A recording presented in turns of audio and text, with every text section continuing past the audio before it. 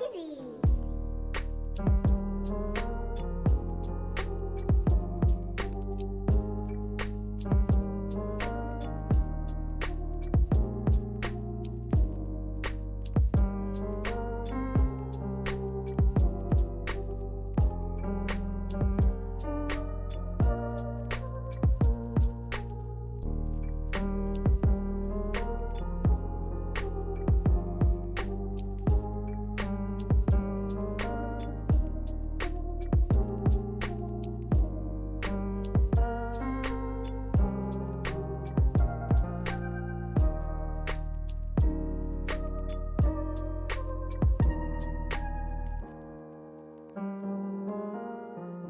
You mean I can't see her again?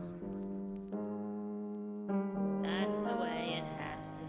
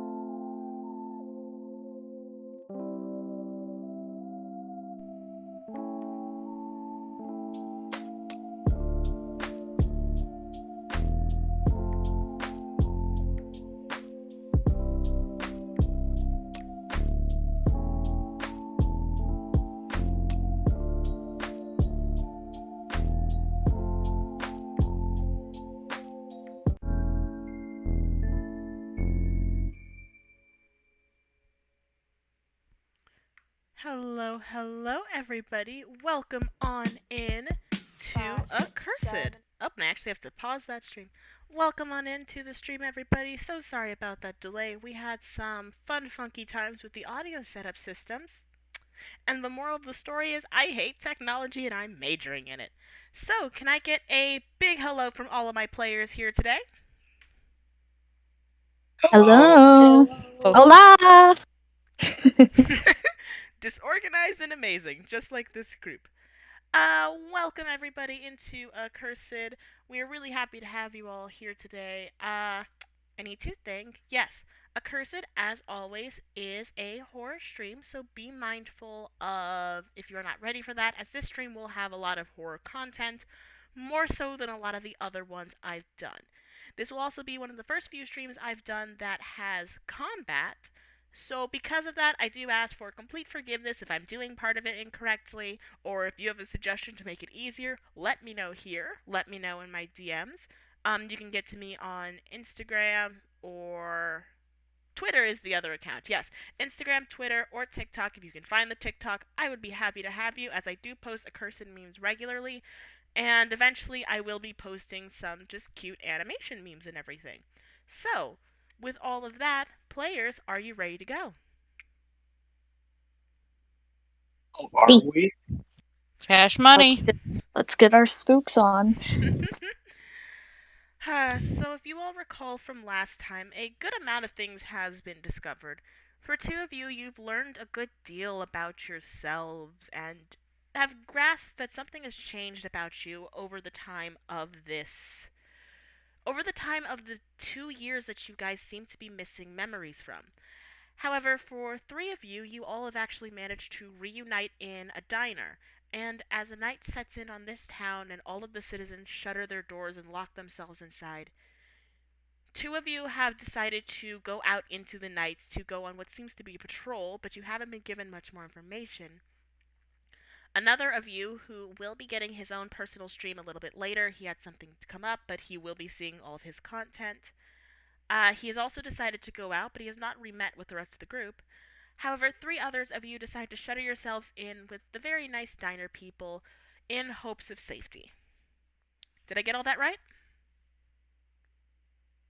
Yes, Uh-huh. indeed. Now, as time kicks on, dusk slowly starts to fade into night. And at the 8th hour, you can hear, specifically for the group in the diner, but just as well as the Golden if you are still within your room or within a radio's reach, you hear static and then a sharp pop as the radio kicks on. A tune that is now somewhat familiar, as you've all heard it at least once before, begins to play. And you begin to hear, "And welcome everyone to the nightly hour of the Raven Station. Every hour on the hour, a little bit more frequently now that it is night, and we'll be giving you regular updates regarding the wolves." And indeed, we are simply dealing with wolves. Upon some further digging, we found that the wolves are nothing more than little babies, brought on by a mama wolf that our dear friends across the way said they had taken care of, but I'm sure it's nothing they can't handle. Still, children are just as dangerous as adults, if not more indecisive, more immature, and more unknowing. Let's hope that all those who've decided to stay out tonight prove not to be as immature as these lovely little babies. Remember, they are still beasts, so steer very well clear. Keep your eyes on the prize, and for those of you without the bravers of sense, please stay inside for the night. Coming up next is a special track just for you. Welcome home, everybody. And the radio kicks off to a softer tone, just sort of playing in the background, looping repeatedly. You're not quite sure of the song, you don't fully recognize it, but it feels comforting in a way that something hasn't felt comforting in a good long while. And with that, we are going to move straight into things from our lovely cast and crew that are stuck in the diner. Time for corn. Yes, it is No. time for corn. This joke has to stop at some point, guys. But This joke is never stopping. Comfort corn is a regular thing. So, locked in the diner are three of our wonderful, wonderful heroines. Maxwell, Yes. with scratches all over his throat. Vic, in a very large coat that they do not fully recognize but are vibing with anyway. It's Vic. It is Vic, so we all just agree that this is fairly normal Vic behavior. Alex Penblade, who has a good amount of scratches over her eyes and has met a very interesting character of the radio show host, but otherwise is just fine. On top of that, we do have the wonderful two characters that own the diner and have been sheltering them, Ellie and Alex. And as sort of the night has set on, both Ellie and Alex have done a really good job shuttering everything down, locking you guys in, making sure everything is safe, getting the windows and doors closed. And they seem to have done this just barely in time. As you hear the last lock click, you hear a very distant howl. But they don't seem too perturbed by it. They just seem very relieved. They seem to have a lot of relief that they got things shuttered in when they did. And Ellie sort of turns to you guys and goes, "Alright, just wait 1 second. I'm gonna go grab some blankets, some sleeping cots we have. I'll be right back." And she makes her way upstairs, behind the counter, and upstairs to where you're assuming their apartment is, or wherever they live is. And you guys are now left alone with Alex. I thought Alex ran up after Vic ate the corn. Well, that was a while ago. At this point, the corn is where the corn is. Yum yum. Corn. Yum yum corn. All for corn. No, we're.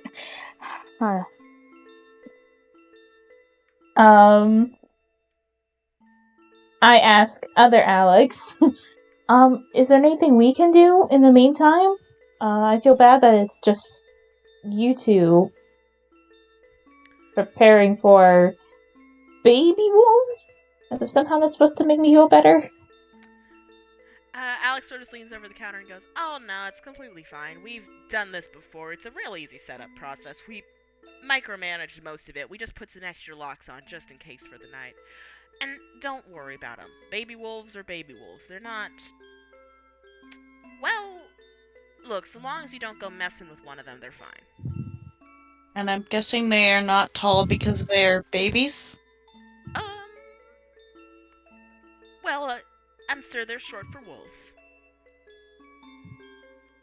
Alex just sort of nods as if that's a valid answer and kind of runs back to go grab some plates of dinner for everybody. Just sets them all out on the counter, including one for her and one for Ellie.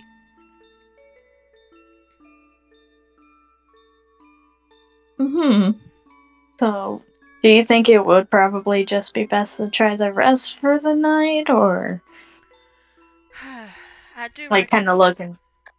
Sorry. Yeah, Alex sort of just looks out the window. I do reckon getting sleep is probably the easiest way to get through the night. I know Ellie was a bit excited to try some of the divinational stuff these two do, but I don't think it's really the night for it. You all seem pretty tired. I have been here all day, and I ate corn out of anxiety. Bring it on! Alex just kind of laughs and just actively pats Vic's head. "See, that's why I think you need a little bit of rest. You were feeding corn. I'm not sure that's the smartest decision." Dick, I mean nothing by this. I really don't suggest we do that. We're not prepared for whatever's out there. I'm just talking about the divination stuff. I'm not going outside! Okay. I'm not gonna fuck with the wolf! Okay. It could eat me. Listen, you were the one who was starting to sound like you were complaining about being here all day. No, I'm just saying I'm not tired. Okay. Alex, I've had about my you? corn. Alex just kind of tilts her head, looks at you, and goes like, "What are you on where you have this much energy on a regular basis?" Spite. Probably anxiety. Both powerful drugs. And the booze from earlier. Also a powerful drug. You guys hear soft thumps from upstairs and only mild amounts of cussing. Alex sort of tilts her head up to the ceiling, just goes, 1 minute, and just goes right back behind the counter, going upstairs as well. So you three are left to your own Um, devices. Oh, yes. So we're dealing with wolves. um, a part of me thinks we should check on them. Yeah. Not everybody get up all at once, and then she actually gets up and she goes up the stairs behind the counter. Um, Alex, I mean, Uh, and she calls up, "Everything okay up there?" what, everything's fine, yeah. Alex just sort of halfway calls down. Are you Uh, guys sure? everything's fine. Ellie just dropped a bunch of stuff. Oh, okay. I go back down to the other two and begrudgingly said, "Well, as much as I would like to help, well, we are not used to these types of attacks. Well, I mean, not, uh, We're not prepared for this. Yeah. no, we're not.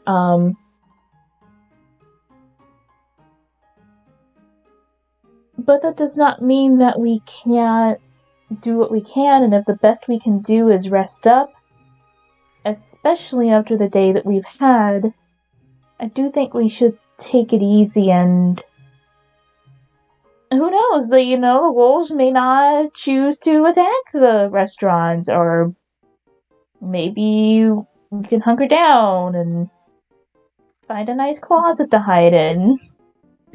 I already came out of the closet though. Nick. Oh my Yes, gosh. let's not put Nick back in the closet. Let's let him stay out for a little while. He's earned some out time. Alright. That's But not what I meant, but uh, congratulations. um, um, this. we clearly aren't prepared for this, and we might have dealt with this in the past, but we don't remember that. So Exactly. I mean, plus we are in a diner, so if anything happens, there's probably like knives somewhere. Yes. From Um, upstairs, you just hear Alex shouting, "Don't touch the knives!" okay, so we're not touching the knife. mm, but perhaps there could be. And she says, and Alex says pretty loudly, but perhaps maybe there could be other things we could use as weapons with their permission. We're fine inside. Okay, Uh, then I but guess maybe we should find a place to sleep. There's a floor. You just hear Ellie shouting, "I'm working on it!" And you hear, Alex, are you still directly at the bottom of the stairs? Yeah. Roll me a reflex. Just roll me a reflex check. Oh dear Add lord, your, oh no. I believe, Okay. agility to it. Okay. Alright, roll. They see me rolling. They hate it, but don't try to catch me riding dirty. Okay, Yeah, I say that's high enough. You don't have to add anything. cool. You just hear, you watch as the door on top opens and something, a little pack, how to describe it? A very fluffy sort of pillow-looking thing gets hurled at you. You manage to move to the left to avoid it, and as it lands, it looks like a sleeping bag and a couple of blankets just crammed inside it as well. Alex leans up and shouts, "Thank you! There's I appreciate this!" Alex. Alex with an E sort of just leans out and goes, "There's about 3 or 4 others I can pull. We just dropped most of them. Hold on a second. I'm trying to go find them." So does that mean gravity works? I think gravity works, and we don't need a person to test that theory. You hear a couple more just sort of like soft thumps as the other 4 just roll down.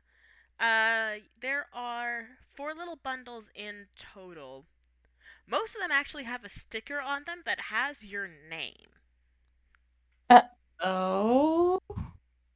Apparently, we've hunkered here before.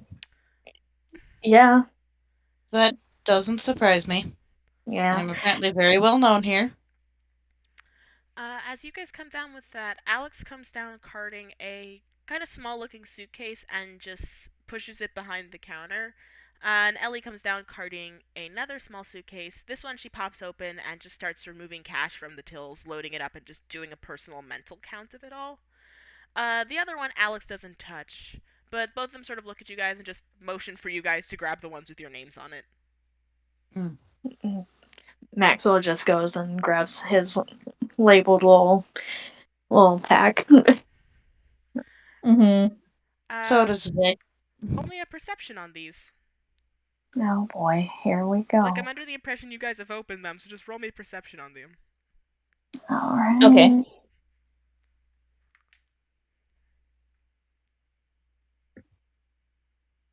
Give me a second. Perception. Perception. Okay.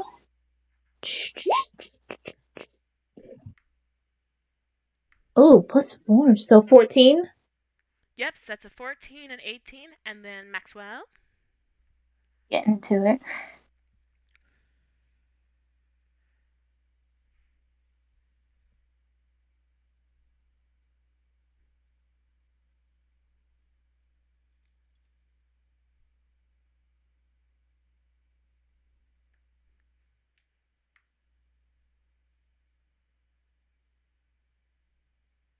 $16. You guys all open up the sacks, pull out the blankets, everything, like sort of hold them, and the realization hits you: these are the comfiest blankets and sleeping bags you have ever held. Like, they are just absolutely perfect. And I put it against my face. Yes, you can. Vic just fully bundles up in it.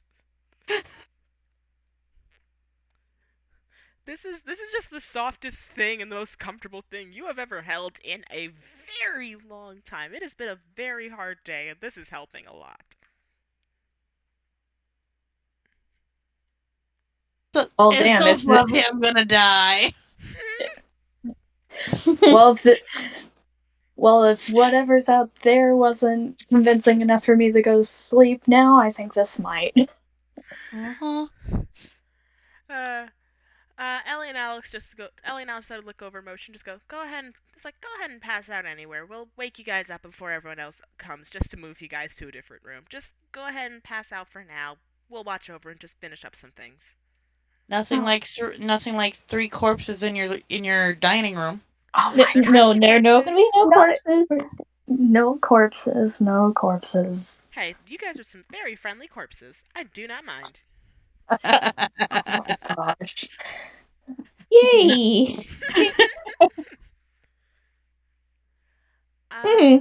So all of you guys are just gonna pass out? Nap time. Maxwell's definitely. Can I get all of you guys to just roll me a solid d20? Okay. Nothing ominous about that at all. Relax, you're fine. A nice Jeez, roll. Maxwell! You're passed out good. Okay then. I said bedtime. I said 12. bedtime. Alright. Professional napper. Professional napper. Are we literally rolling for napping? You're rolling Yes. for napsies. I forgot how to roll. You're going to... / roll 1d20. There you go. God damn it, I hate this. It's okay, I felt that. Oh, fuck off. Oh, well. Technology is not our friend sometimes. As has been proven. It has not been Ah! friendly today, no. 18. Alright, so we're going Maxwell, Vix, then Alex. Alrighty. Oh boy. Trama. Tram? Maxwell, you find yourself just fully passed out. You get yourself under the blankets, you get comfortable. You try to say, like, or mumble a good night, and you just snap out of it. You're just dead tired. Yeah, sounds about right. You drift just in a state of perfect rest for a good few moments. For a few moments, everything is just peaceful. And then you open your eyes, and you are now standing in front of a door. It's a Mm, very simple door. Doesn't quite look like a bedroom door, but it looks like one you'd see someplace to a basement or an office.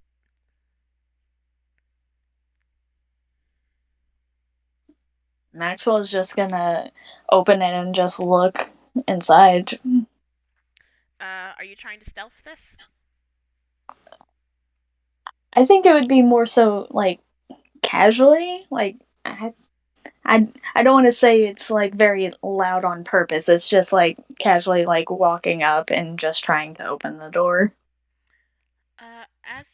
As the doors just starts to creak open, you just hear from the other side, in the most exhausted voice and tone you've ever heard from her. What do you want, Maxwell? Um, do I recognize the voice It's off the Prim. top of my head? That's Prim. Um,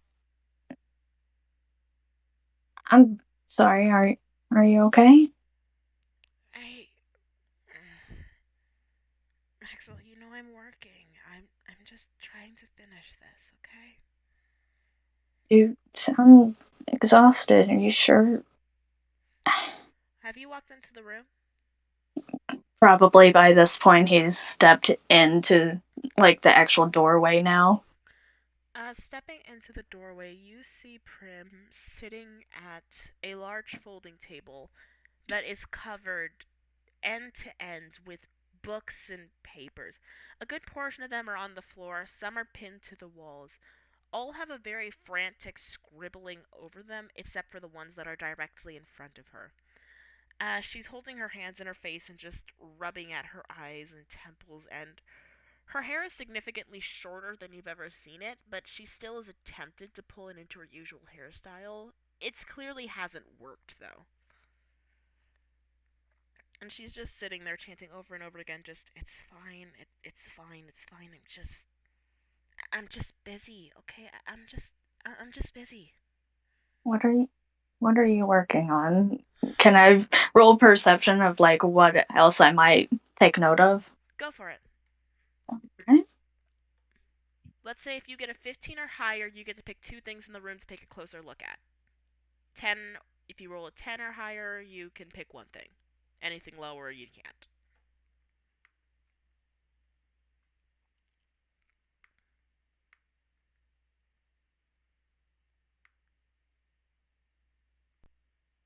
And we wait for the dicey to roll. Oh, wow, ha! Yeah, Yeah, no. yeah. I apparently just can't grasp what I see around me. You actively look around the room, and every time you attempt to focus on a page, the ink, the words, whatever is on it starts to fizzle out. It starts to fizzle out. And if you turn away, it fizzles back into place, but you're completely unable to grasp any of the pages that are around you. And the more you look, you're barely even able to grasp Prim's features. The harder you stare, the fuzzier she becomes. What are you trying to work on that's causing you to be so exhausted, Prim? Maxwell, what else would I be working on? Okay, look, I know you think it's hopeless, but I'm not giving up. Especially not when it comes to you, to all of you. I'm not giving this up. What about us, Pram?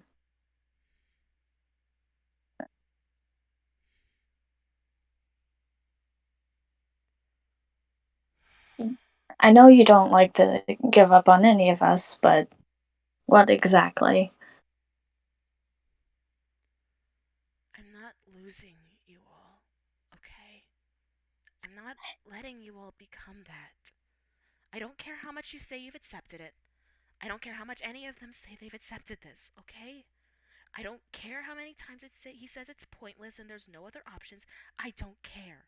I'm going to find a solution, okay? Roll me another perception.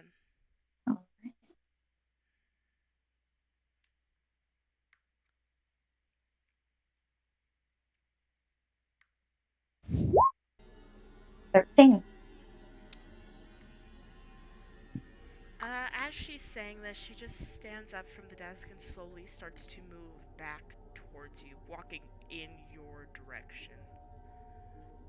Um, and as she does so, with every step, you start to smell something off.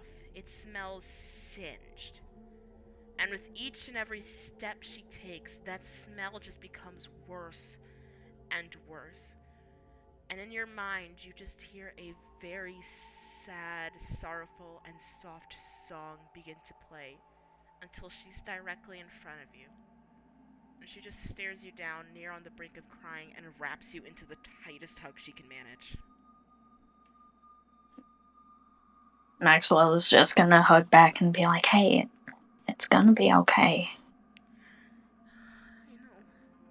I know it's gonna be okay, alright? It's gonna be okay.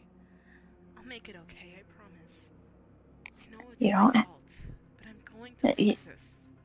you don't need to do it alone. I'm not. That's what I have Alex for, right? And Jarrett. Even if he's not being the most helpful.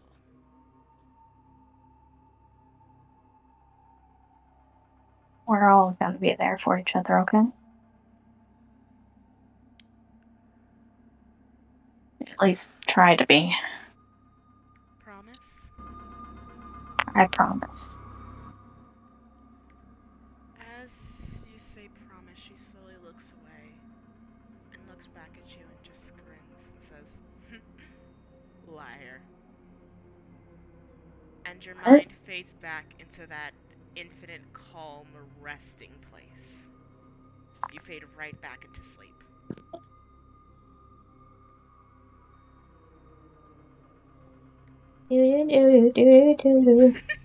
Son of a bitch! Pardon my French, but fuck that.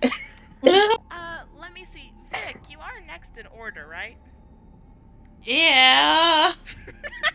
Oh dear, have I scared you all? No, just concerned, not scared, just worried. Oh, darn. To quote The Office, not superstitious, but a little stitious. Vic, you go straight back to the same.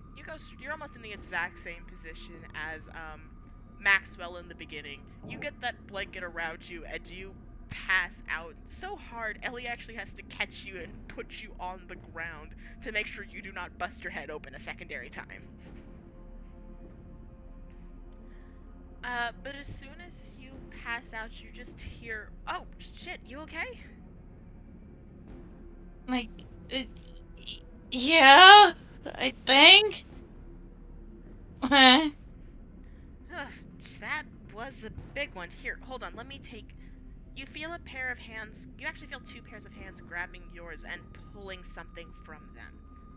And as you look up, you see Ellie and Alex once more, holding what seems to be a very small looking mirror. With just a very small looking mirror. Oh, it's a mirror. Oh, it's okay. There's a ton of these. I think Jarrett knows how to fix them. It's fine. You didn't get any splinters on you, did you? Do I roll perception to look at my own hands? Go for it. Like, yes, that's a hand. Stare at your hands. Give me a second, I'm pulling up character sheet. Like, yes, much hand.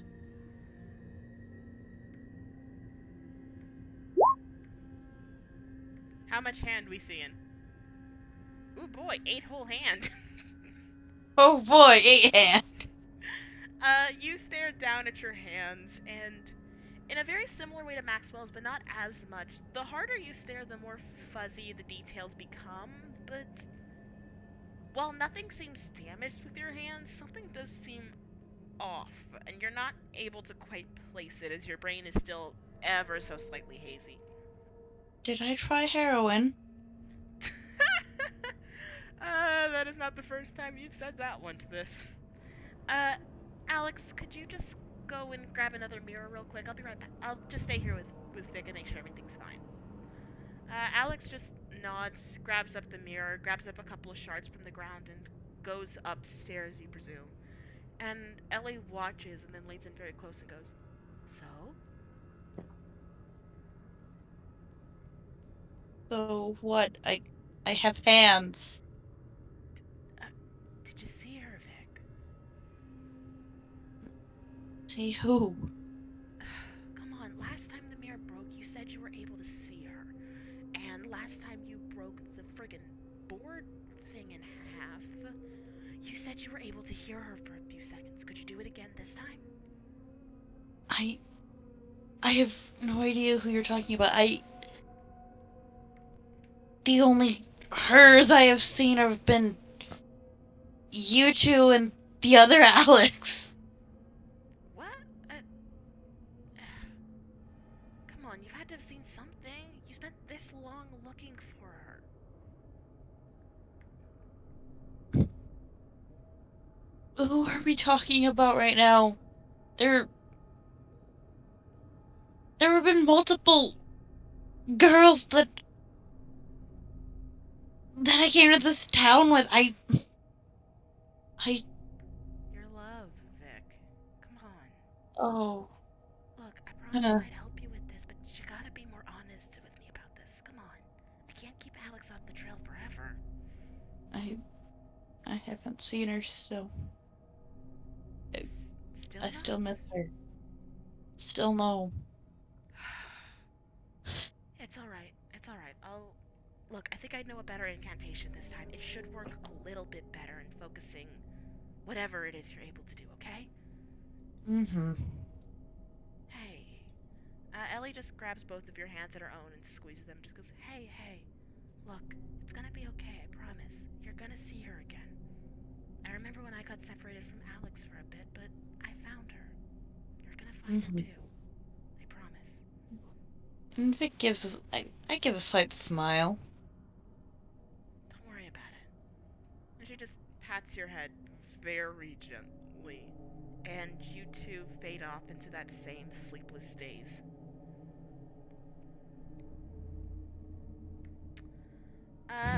Alex, my friend.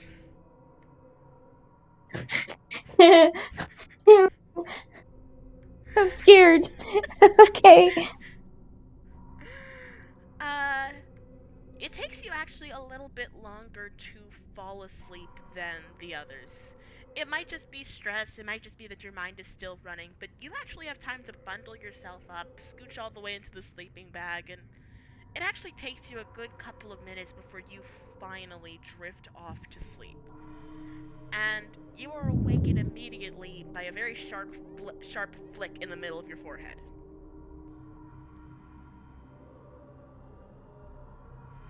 And what do I see? You open your eyes to just see Raven staring down at you. Her hair is actually a different color than you remember it being when you met her last time. It's a very vivid orange this time around, and you have no idea why she picked it. Hello? Decided to change up your hair? What? I'm awake now. Took you long enough. You slept through the entire broadcast. Come on, I have you as my helper for a reason. Help me. Well, what? I look around and, where am I? You are back in the Raven Station. As far as you're aware, nothing with it seems actually any different than the last time you were there. It looks identical. The only thing that looks different is Raven. Uh-huh. I'm going to get up cautiously and kind of gander. Perhaps this is a memory. I'm going to look around for any clues and letting this whole thing play out. You look around and you see that Raven's tech station, where she usually sits, is still actively up and running. And you do actually see that she does have her headset still on, but the cord is wrapped around her arm, and she seems to just be playfully tugging at it and at the actual system she has attached to it. Aside from that, though, there's no other real indicators of anything within the station. There's no indicators of time, place, there's no one else in there with you. It's just you two with the curtains and windows just as dark as they were the last time you were inside. Can I look around and find a calendar for some reason? Oh, that's the thing I thought of. Actually, just roll me an arcane check. Oh, okay. And that's a natural 18. You begin to go and look for a calendar, and then Raven just very casually says, February 3rd. Did you read my mind? Nope. Then why on earth would you say February 3rd? Raven stares you down for a minute and just leans in very close to you, staring for a minute and then going, Tell me. Sorry, had to ban somebody who was soliciting in the comments. Oh, so good. She just leans and goes, Tell me, what do you wish for more? The easy route or the hard one?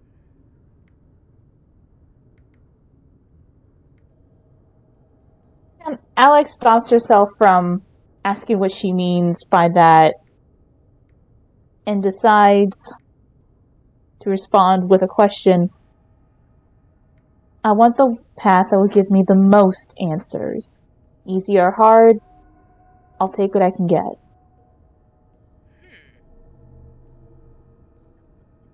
Well, just like us, I assume.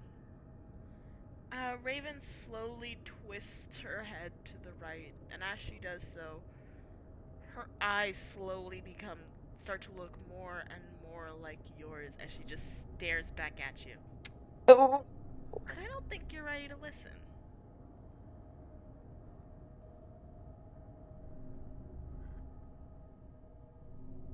I think that Alex would feel a little bit a little freaked out seeing that.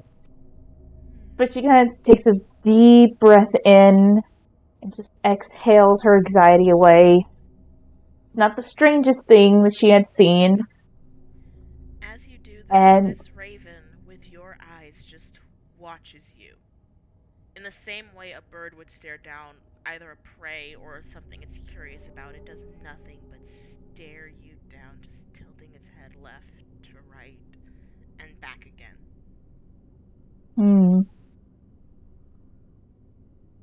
I think it will click for Alex like, oh, Raven is a raven. And Alex would say, there's only one way to find out if that's true or not. Perhaps. But birds like fish just as much as they love rats and bugs, isn't that right? Depends on the bird, but yes. I suppose. You might want to wake up now, though. Something not so friendly's at the door, and I don't think your host can hear it. Oh.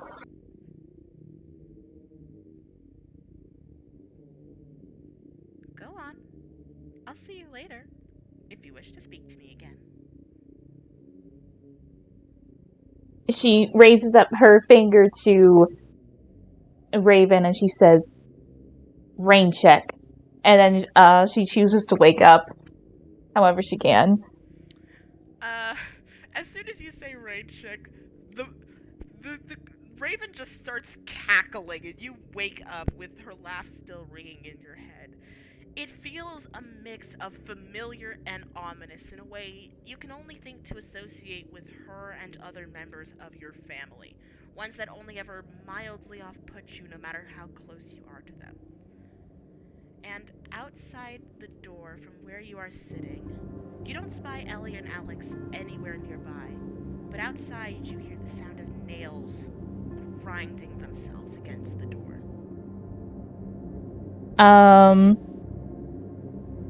She silently goes over to Max and Vic and just shakes them awake. Huh? What? She raises her finger up to her lips to keep quiet and signals them to stay low. We're already on the floor.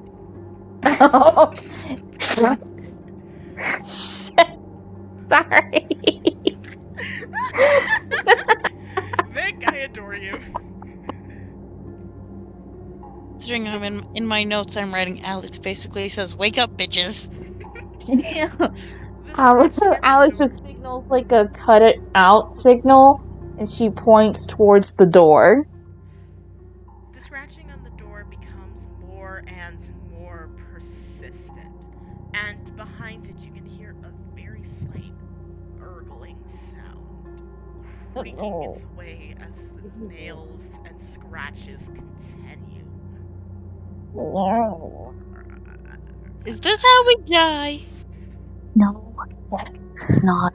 Calm down. It's gonna be okay. We need to go upstairs. Yeah.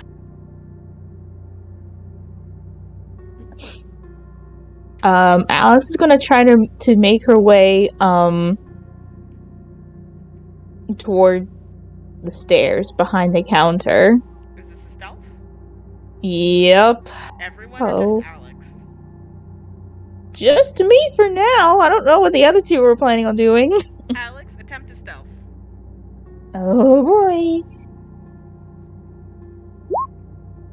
Ooh, what are my numbers for stealthies? Okay, 11. Any bonuses? Give me something, please. I have a +1, so 12. Alright, and do give me one moment to just pull up my creature sheet. Oh god. Oh no. Oh no. Come on, this information's somewhere. Damn, I was hoping for a man after midnight, not a creature.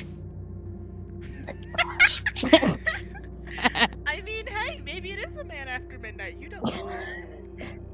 Don't say Alex, that. you don't have a bonus? 4. Your bonus is 4. No. Like, I'm asking Perception. a bonus for what? Not Perception? Stealth. Stealth, no. Just, 1. So it was a 12. Alright, you attempt to creak behind the stairs, and to creak behind the counter to the stairs. You do a decent job of it. You actually do a very good job of it. But out of nowhere, the claws scratching sound becomes more frantic as it's met with an equally loud pounding sound as the cries just get louder, screeching out at this door as it continues to just start pounding at the door, knowing you are inside. Jeez, well, as long as the door seems to be holding, then there's no point in stealthily getting upstairs. She signals Mac and Vic to, like, come on. Can I roll for athletics to see how Zoom? Are you sure you want to do this? Athletic checks don't tend to go well with this group. Okay, I know, but that's the funny thing is, remember, Vic's kind of Go for clumsy. it. Go for it. Hello. Oh, see? Oh That is a 1. no! I'm not even gonna make the rest of you roll for this. Alex Can it and just be Max. Vic just falls down like that? Alex and Alex and Maxwell both make a very good dash up the stairs, and they get about midway before they hear a very loud thump as Vic collides with the counter. Just, Oh god! just haul bodies against the Ah! counter. The man rolls back.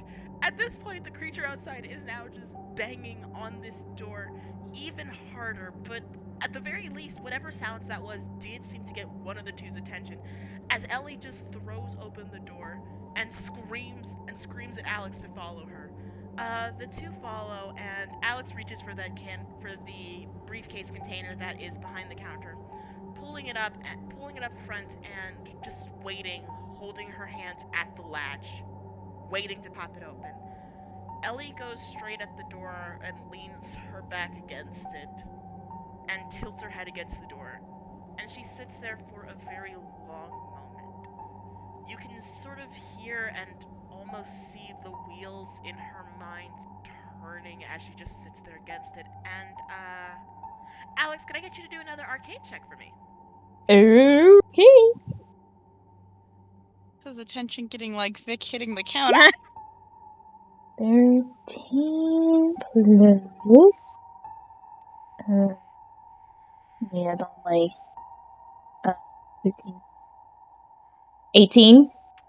Uh, you feel your mind start to do a very similar thing that's been doing all day. You feel it start to haze over as Ellie's voice starts to cloud your mind. But it's not Ellie's words. Instead, you hear feed, help, food, where, what, where, food, help, over and over and over. And as you hear it, Ellie just continues to sit with her back and head pressed against the door until the scratching and thumping sounds begin to fade.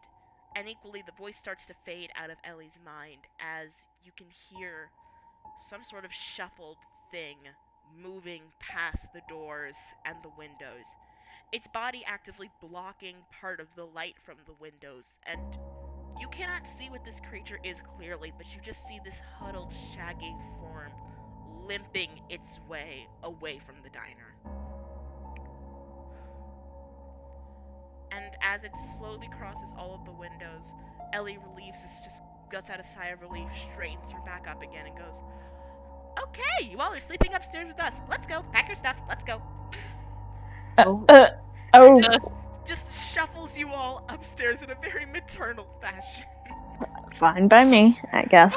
No, the counter is very real. Yeah, it's okay. Good to know, Vic. Good to know, Vic. You kind of hugged the counter there a little unintentionally. You alright, Vic? The counter's real. Good to know. Good to know. I am going to end your turn there. Oh, Okay. Which means we now get to switch to our lovely lad and lord that are sitting someplace on the lake. Are they both present? Yes. Wonderful. Well, I am at least. Tell me, did that tab work? I cannot tell because I can't even see the map when I'm on the site on the phone. You can't see your map on the phone? No. Mainly because the chat takes up the majority of it along with the icons. Are you So capable of moving the chat at all? no. Alright, well. Is the other part here?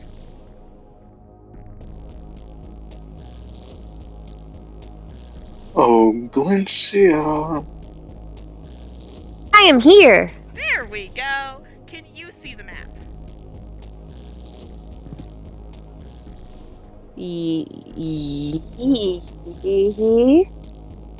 My phone sucks. I'm sorry. You're okay. Actually, How do I make the chat? can anyone else who's on see the thing? So can any of you guys see the current map? I Yeah. can see it, yeah. All of you guys can see the one that's like sort of gold with all the trees. Yes. Sweet, so I at least know it does work. I can see it. It's just really fucking small. But you can see it.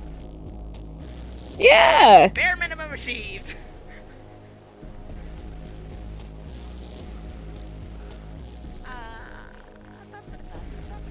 You never swapped. So I actually was able to make it so I could see the map, but you never swapped Liam's little token with his new icon. I did, I just didn't swap it here. Hold on. Oh yes, and for all of you who's curious, Liam does now have a new look. Look at that boy. Ginger. Yeah, see, a very ginger man. Fox News in a red way now. No.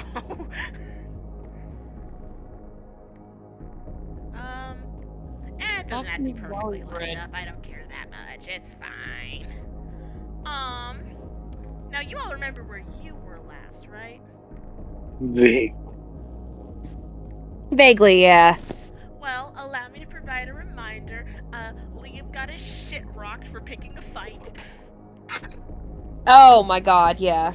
Yeah, there we go. It all floods back a little. Yeah. So, since that instant, Glyncia was given back her crossbow and was not even needed to give a demonstration that she remembered how to use it. There is no doubt in anyone's mind. She is fully proficient with that thing, so that is not a question. However, Liam got taught very basic gun safety and aiming and all of that, as he has now been handed a simple revolver for their patrol. They were also given a few seconds break. During that time, Liam's health was restored from the punch that he got from Slim.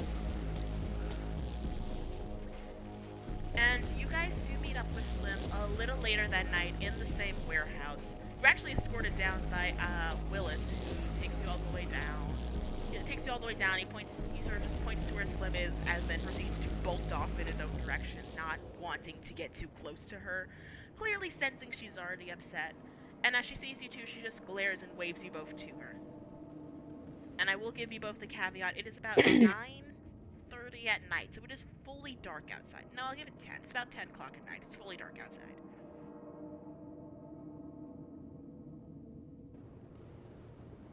So you said Slim waves us over towards her? Yes. Alright, well, obviously Liam's gonna head over there.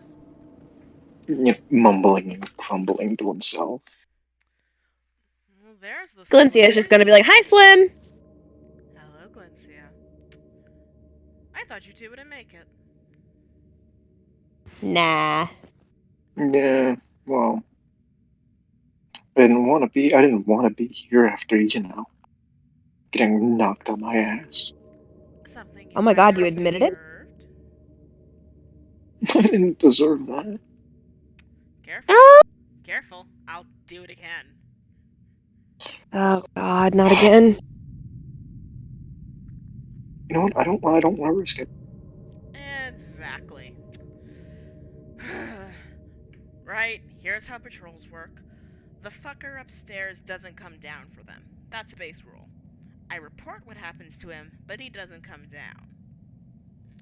Now, you both have your weaponry. I have your refills. If you need to refill, you come to me. We're doing a walk around the lake and a patch nearby it. We see something, we shoot it. Actually, you see something, you tell me, and then I shoot it, or I tell you to shoot it. You don't shoot it of your own volition. We're not repeating that again. I'm very sick of pulling bullets out of people's heads. Any questions from either of you? No. Yes. What? What exactly are we hoping to shoot here? I think the radio said baby wolves. So let's hope we find the mama. Okay. She takes a second and just looks you two up and down for a very long minute, and then just cracks her hand. She interlocks her fingers and cracks her arms. As she does this, her arms bend kind of in a funky way. You're not sure if that's her ability or if that's just some creepy double jointedness, but it's a little bit disturbing. Just like, alright, let's go. Okay, yeah, I'm not gonna be able to dislocate my elbows, but yeah, let's go. The goal Yeah, is and that you I'm not gonna be don't. able to see that. And with that, she escorts you guys out of the warehouse storage area. You do see another patrol team passing you guys, but as they do, they back all the way away from both of you, just giving the full amount of space and whispering to one another.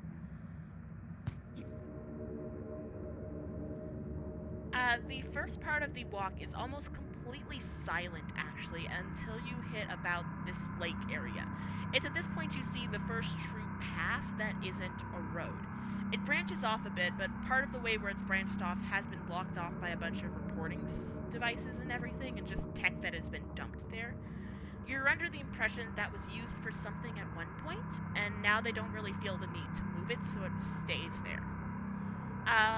It is almost now completely dark. However, despite this, you all can see just fine. However, seeing at a distance is difficult, so Slim has given both of you two a single flashlight. So you both have one flashlight on you. And as she gets to the lake, she just sort of takes a seat. She just sort of like takes a seat by it and goes, "Alright, this is far enough." Okay. I don't exactly see or hear any wolves, or wolf tracks for that is, so... Not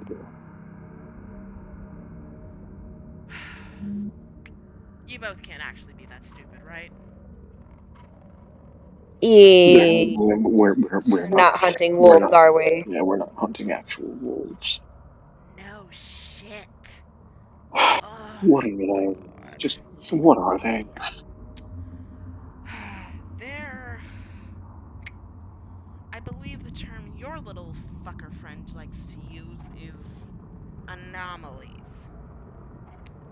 Versions of the rituals and rites that went wrong at some point.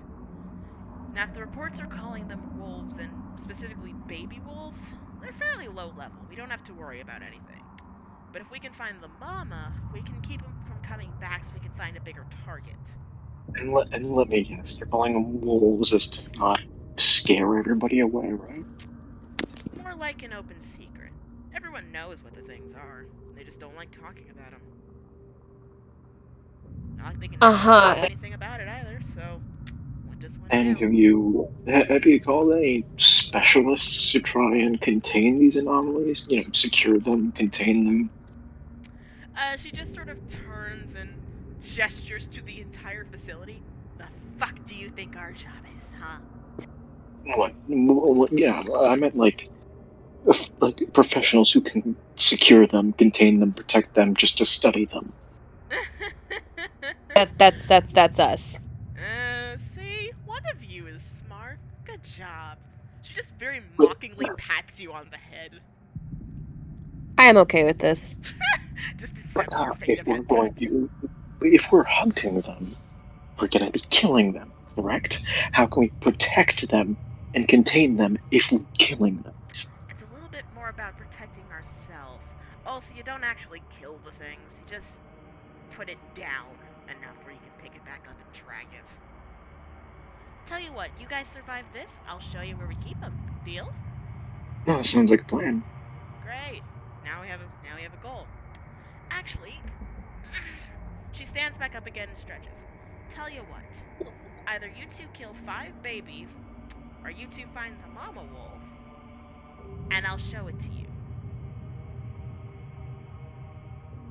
Okay, how do you find the mama wolf? Gee, I don't know. Figure it out, cupcakes. And she just starts walking back down the path again. It's very unclear if you're supposed to follow her or not at this point. You can do just whichever you wish. I don't think we're supposed to follow her. I doubt it. Alright.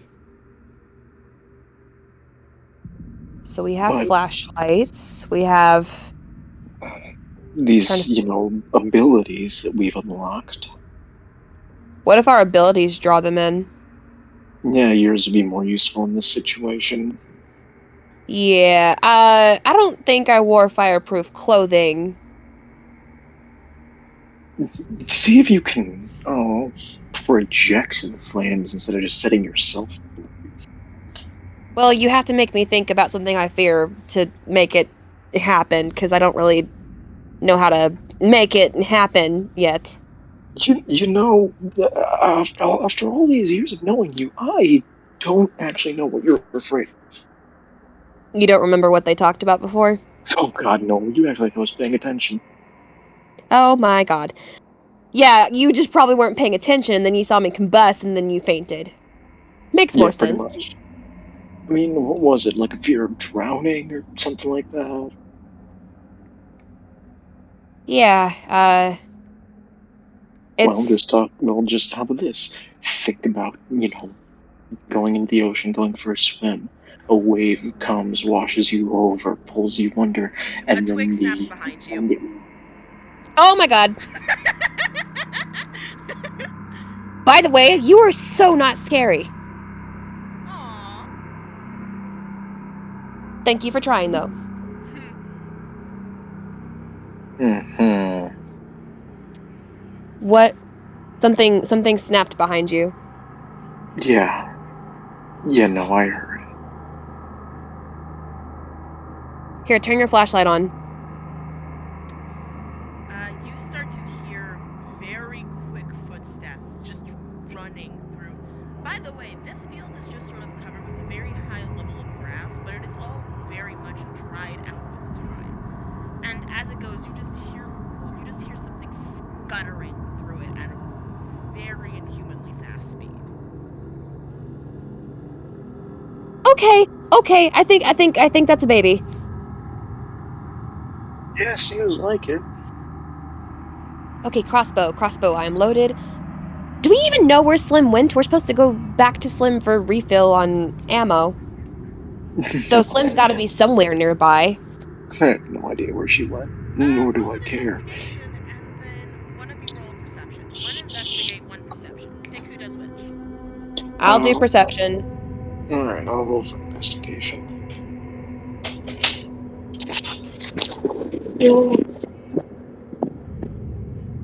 Yeah, I know this is the last time of the night. Well, that sucked. Glyncia, you can say with 100%. You did perception, right? Yes. You can say with 100% certainty that she walked away from you guys. Well, fuck. Yeah, she gone. Apologies on that. Oh, good. Alright, so I'm rolling a. What am I rolling for? Investigation. Investigation. Alright,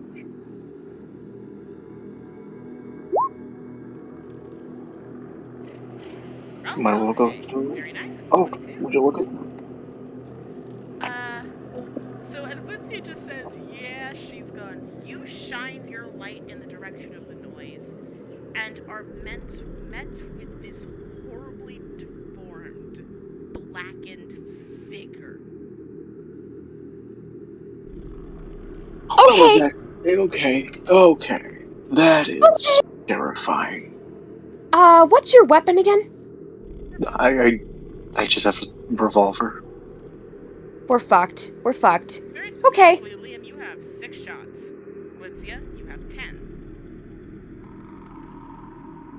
Okay. Can I roll to shoot at it?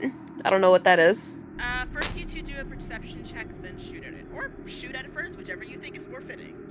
I'm gonna do a perception check first. Liam can do a perception check while Glyncia takes a shot. Hey. 7. Liam, as you stare at this thing, complete and total fear clouds your mind, and you are able to see nothing and not really well, I can't word, so we're gonna go with it. Glencia, recall when I say take a shot, go to your sheets. Go to your Okay. character sheet. In this middle Yes. column, you're going to see where your hit points are, and you're going to see your light crossbow. Tap that and shoot that. It just makes it so much easier to add all your things. Say that a little bit slower because I'm on my phone. Open up your character sheet first. Okay. Do you see where core is? Can you point your mouse to it so I can find it?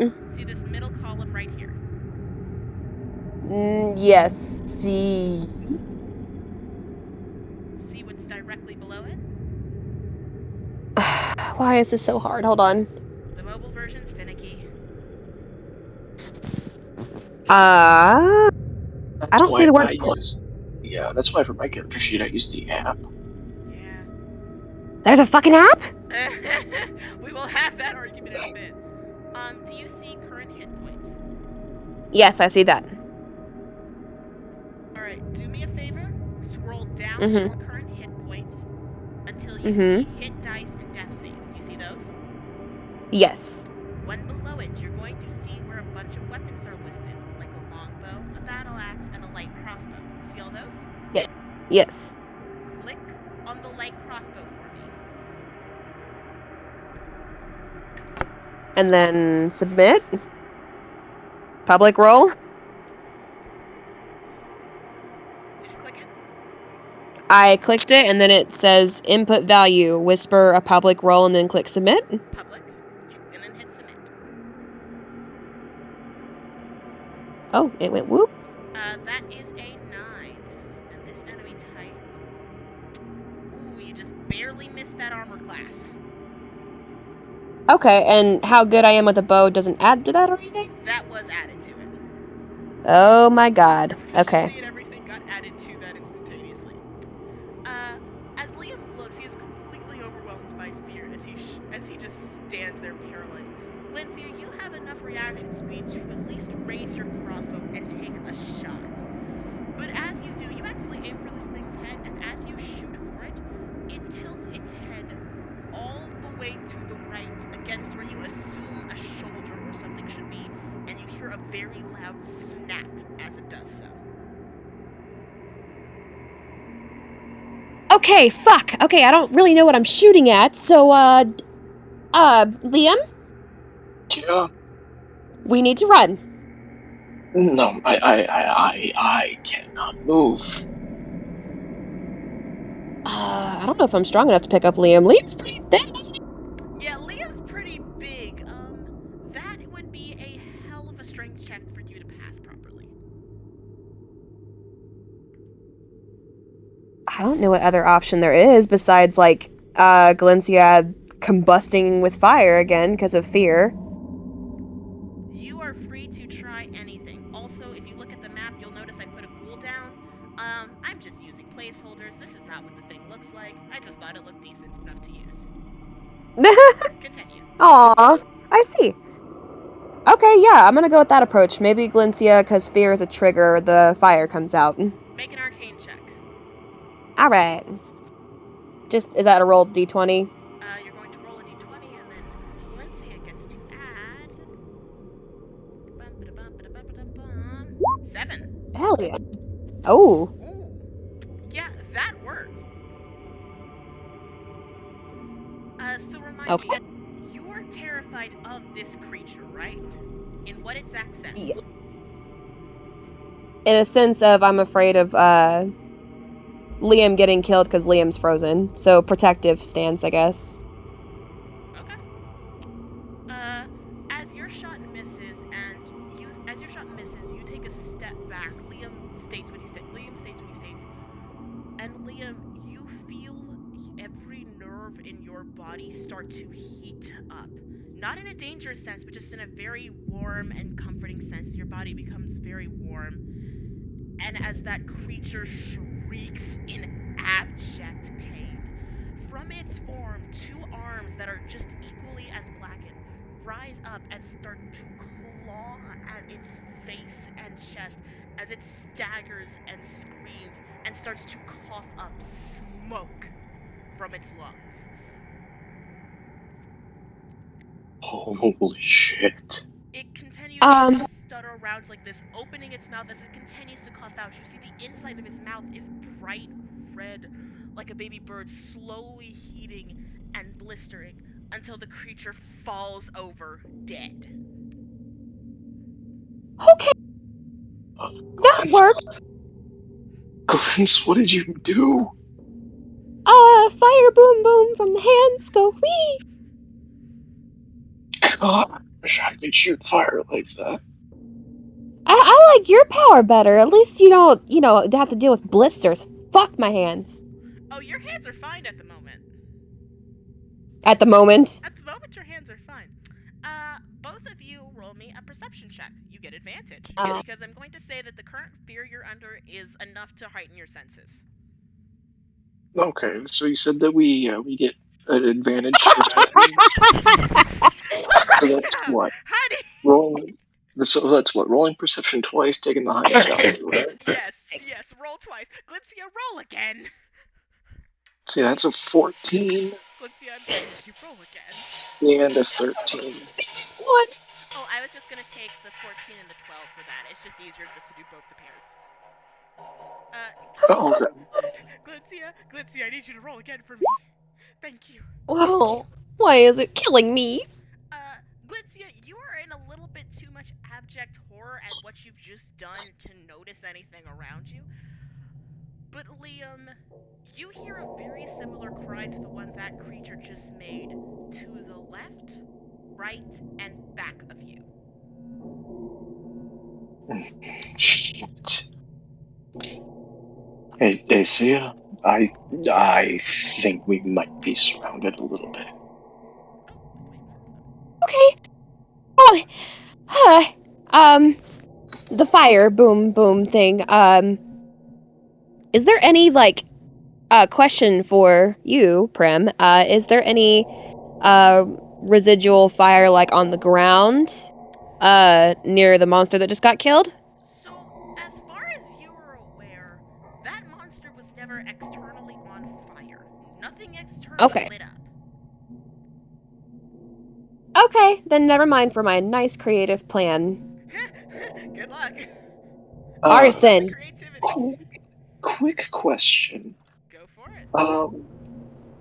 How do we use our magic if we're able to yet? Actually, Like our spells and stuff. So your magic is going to just be you guys rolling the spells, and then they'll get cast against the armor class, because I'm not going to be that creative with it. But I now get to say, for the first official time in this campaign, roll for initiative. Both of us? Both of you.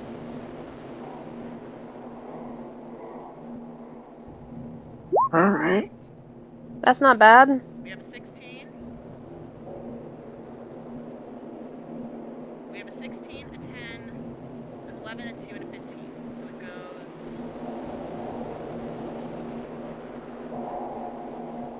Alright, so the order is Glee, M1,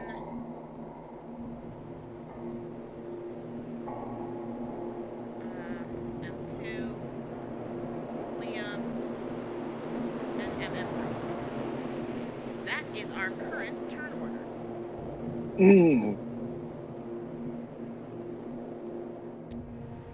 So, Could you type that in the chat thingy so I can see it? don't worry, I'm sticking it in the Discord channel that we use so you guys have access to it, don't worry.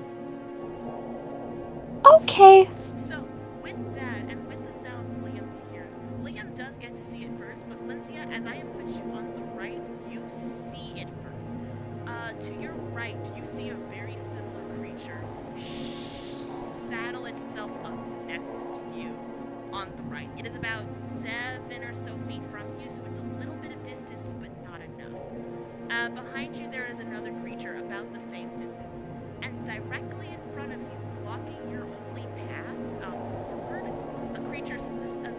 forward, another creature does stand.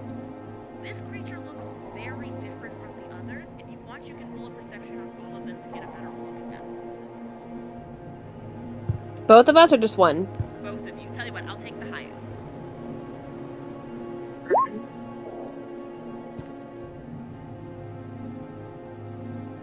We have Rolling for 12. perception.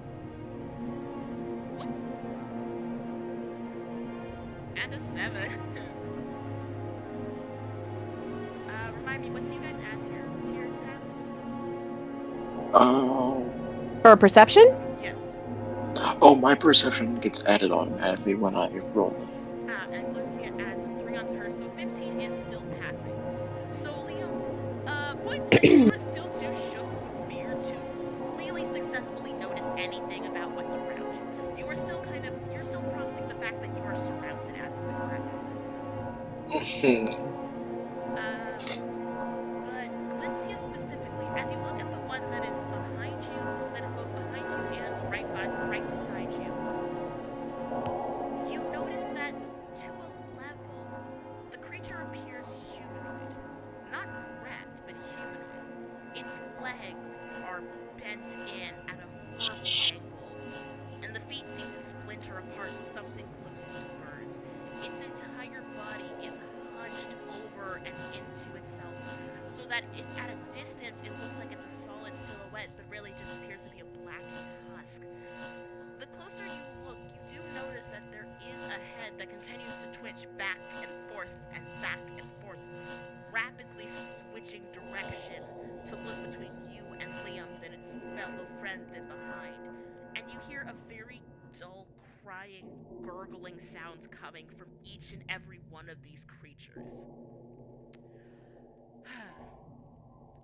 Can I roll for the one being closest to me? Can I roll for like it being a jump scare and me like instinctively fire boosting it?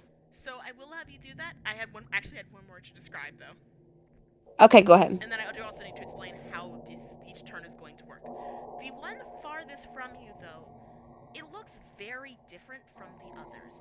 On this one, you notice that there are multiple arms, 2 of which are just protruding from the back, haphazardly just swinging aimlessly at nothing. Its legs and body are all still tilted and crushed in the same format. But its face is where there is a difference, because you can very clearly see 3 faces from this thing. Each has been split and gnashed to go one to the right, one to the left, and one to the center. And all 3 wildly have their eyes looking left and right and around. All of them are talking back and forth with each other, moving just sporadically as possible as the entire head shifts back and forth. And this creature all the way across lets out a blood-curdling scream. And both of the 2 close to you cover their ears at this scream and then return a much weaker version of it. Hey, Liam? Yeah. Okay, very, very quietly, and don't make any sudden movements. I think the one that's different, if you know what I mean, I think that one's the leader. Mm-hmm. Do you think we need to take out the 2 lackeys first, or the leader? Good. I say go for the leader. Okay. Alright, here is how turns are going to work. Each of you get roughly 30 feet of movement, an action, and a bonus action. The bonus action is more so a reactionary thing you are able to do. An action is casting a spell or shooting your weapon. So far, Glensia has used one of her bolts, but Liam still has a fully loaded gun. 30 feet is... I'm going to rough it and say 30 feet is 3 squares. The monsters have a much shorter range, but I'll be moving them a little bit more free-willed in response to your guys' reactions. Now, starting from the top of the order is Glensia. You said you wanted to try taking a shot at one of them? The one closest to me, because I feel like Galencia would be like, "Oh shit," and then just kind of accidentally be like, Psht. So I will allow your bonus action to be taking a very quick shot at the beast. With this quick shot, you're not going to add your proficiency because you're not planning or using any of your typical skills to do this. It is solely reactionary, so go ahead and take a shot with your crossbow. Okay. Yee. Crossbow. Gotta find that. There it is. Light crossbow? Yes. Did it go? Yep, it went. That is so minus the 3, that is an 8. Well, that is a 19. Which is... Sorry, I'm flashing back and forth between my information. So that does beat its armor class. So your shot bow... your shot... Those were words. If I'm not wrong, Glyncia, how much piercing damage do you do? It says 1d8 plus 2. Perfect. So Oh, plus... So you're going to roll me 1d8 plus 2. Okay, roll 1d8. I think that's, yeah.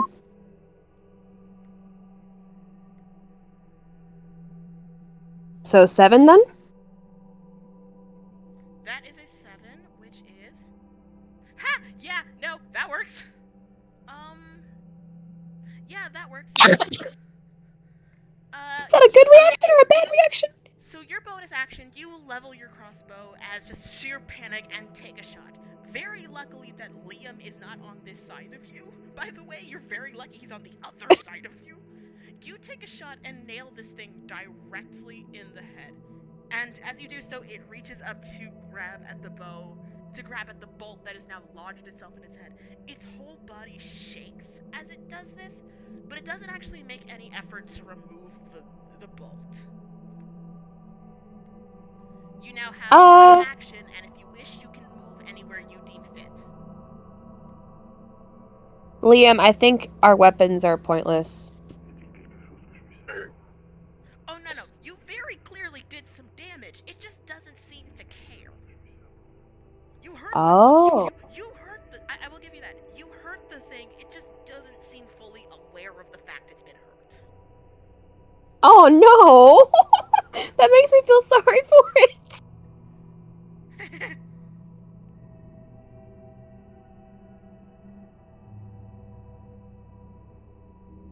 I'm gonna let Liam do something. Well, it's not my turn yet.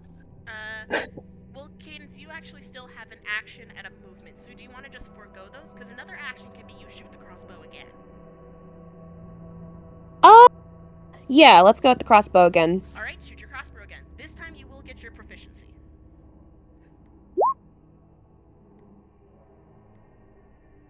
Well, fuck. Sorry. That's still... To be fair, that still hits. Roll me another d8 and add 2.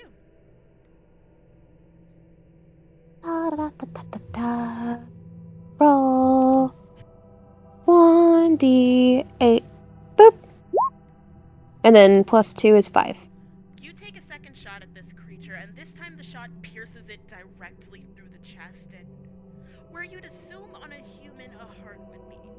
This time the creature does attempt to gnash at the bolt, but as it begins to do so, it keels over and collapses to the ground. That one is now dead. Okay, I think I'm getting the hang of this, Liam. Yeah, it seems like it. You can now have a movement. Do you want to move anywhere?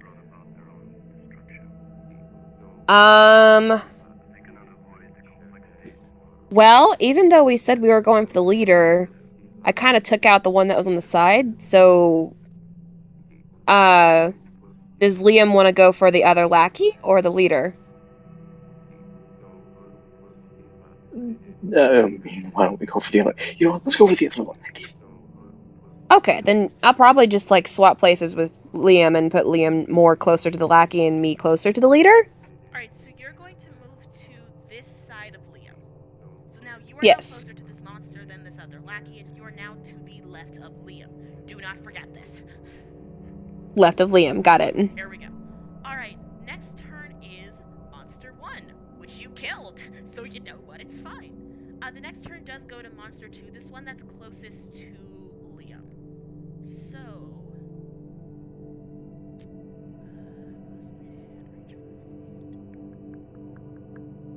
what's your AC?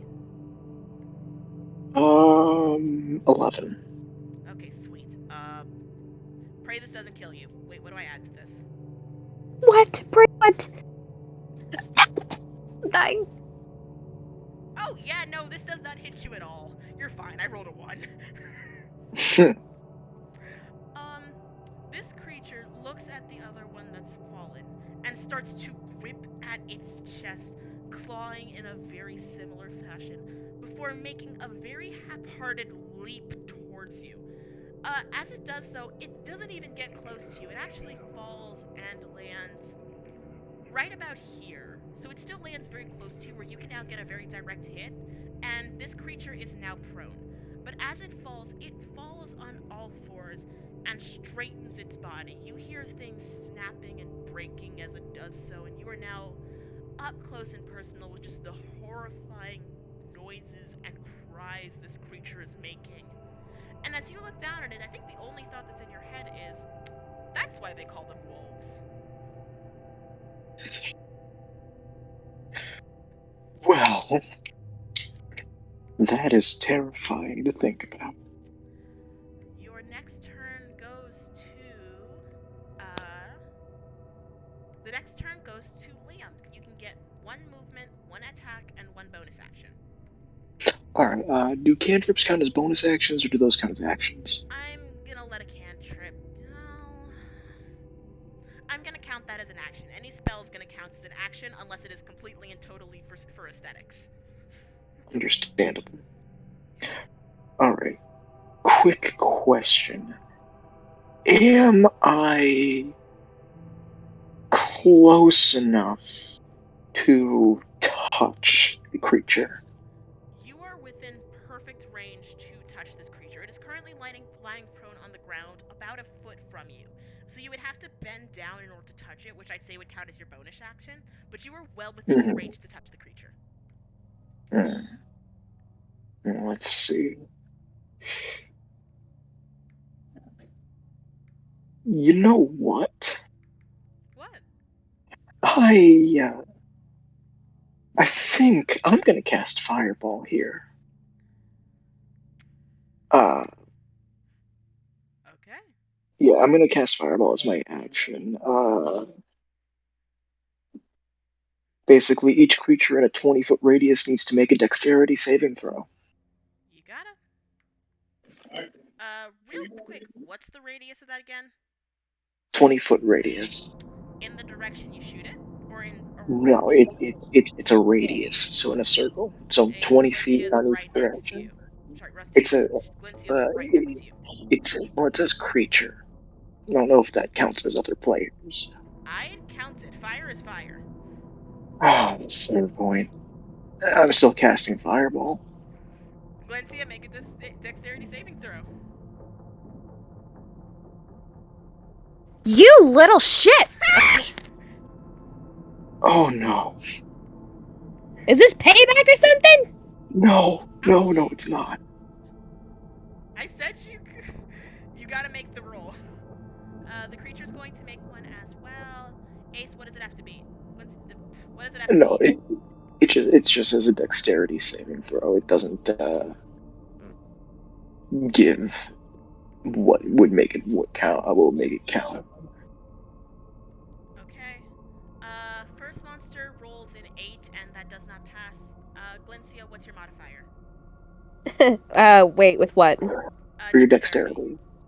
Dexterity, there's a 2 and a 15. I don't know which one you want. The 2.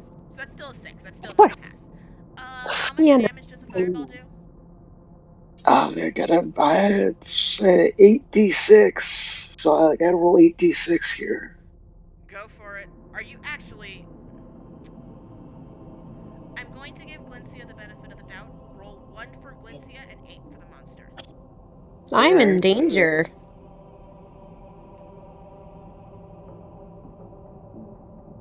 There is the one for Glencia. So Glencia, you're going to subtract 5 hit points.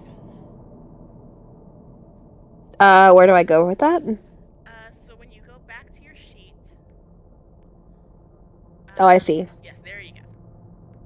You're going to select... So you now have 9 hit points. You're still fine, but be sure to thump him across the back of his head for this. You little shit. Oh, whoa. I clicked 94.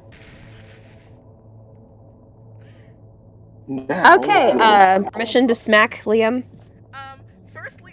do the After, rolls for the monster. all right, 8d6. That's 30.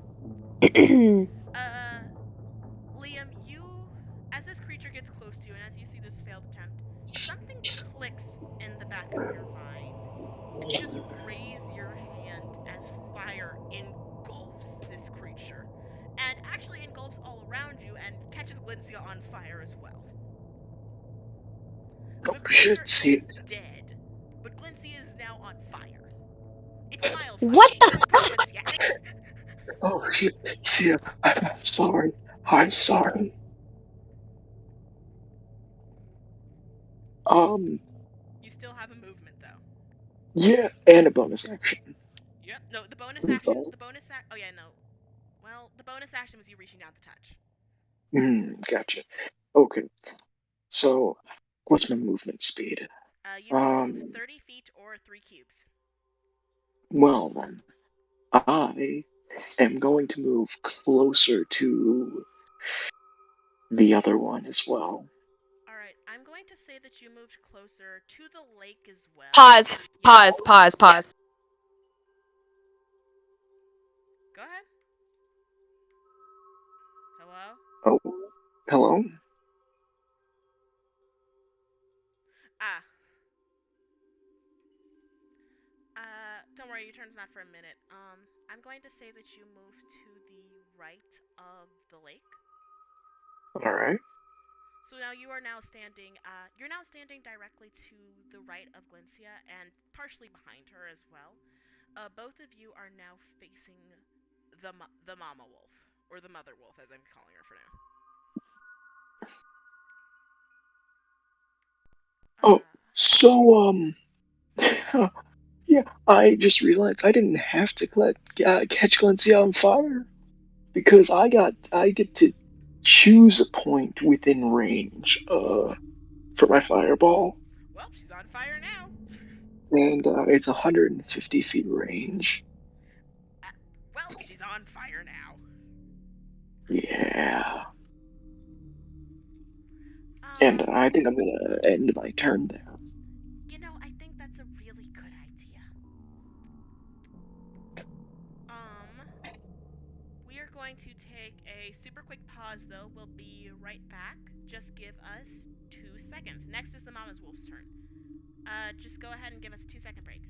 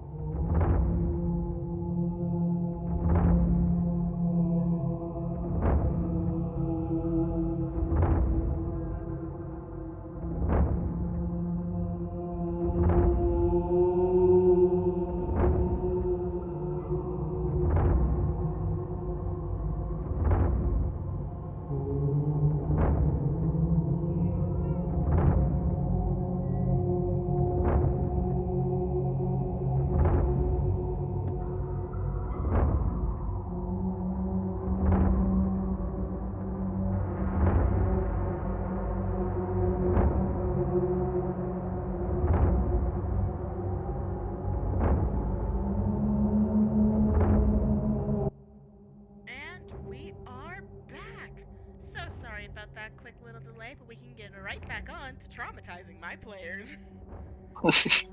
Much apologies. Hey, okay, I had to go use the bathroom. I'm drinking way too much water during the stream, which hydration is important, but not if it hurts. Hydrate. Hydrate. Right, so next is the Mama's Wolf's turn. So let me take a look real quick.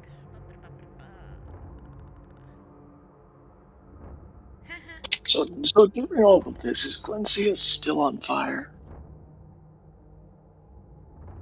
I'm going to smack you. So Glencia can use her one bonus action during her turn to put herself out. Are you kidding me? It's not a bad fire. Like, the edge of your coat is on fire. But he has fully lit you on fire. Alright, so the Mama Wolf gets about the same. So this wolf, or at least this creature, her head shifts between the two that you've killed, and then you, back again, and from this one and this one only, you can discern something that sounds sort of like a human speaking, just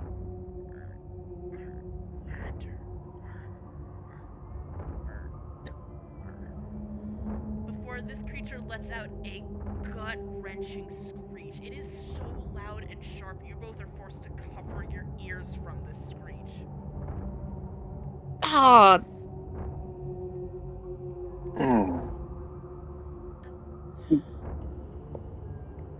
let's remind him to not sign up for American Idol. And as this creature screeches, you hear more shuffling and twigs snapping coming through the woods as two more creatures of the exact same make come up and begin to flank this mother wolf.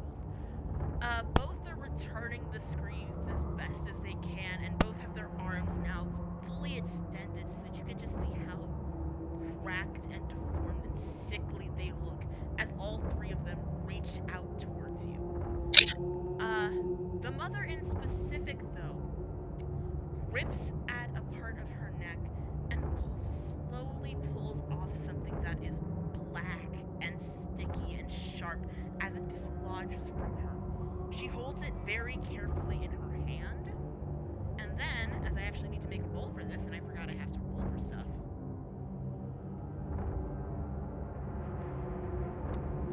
That is an 8.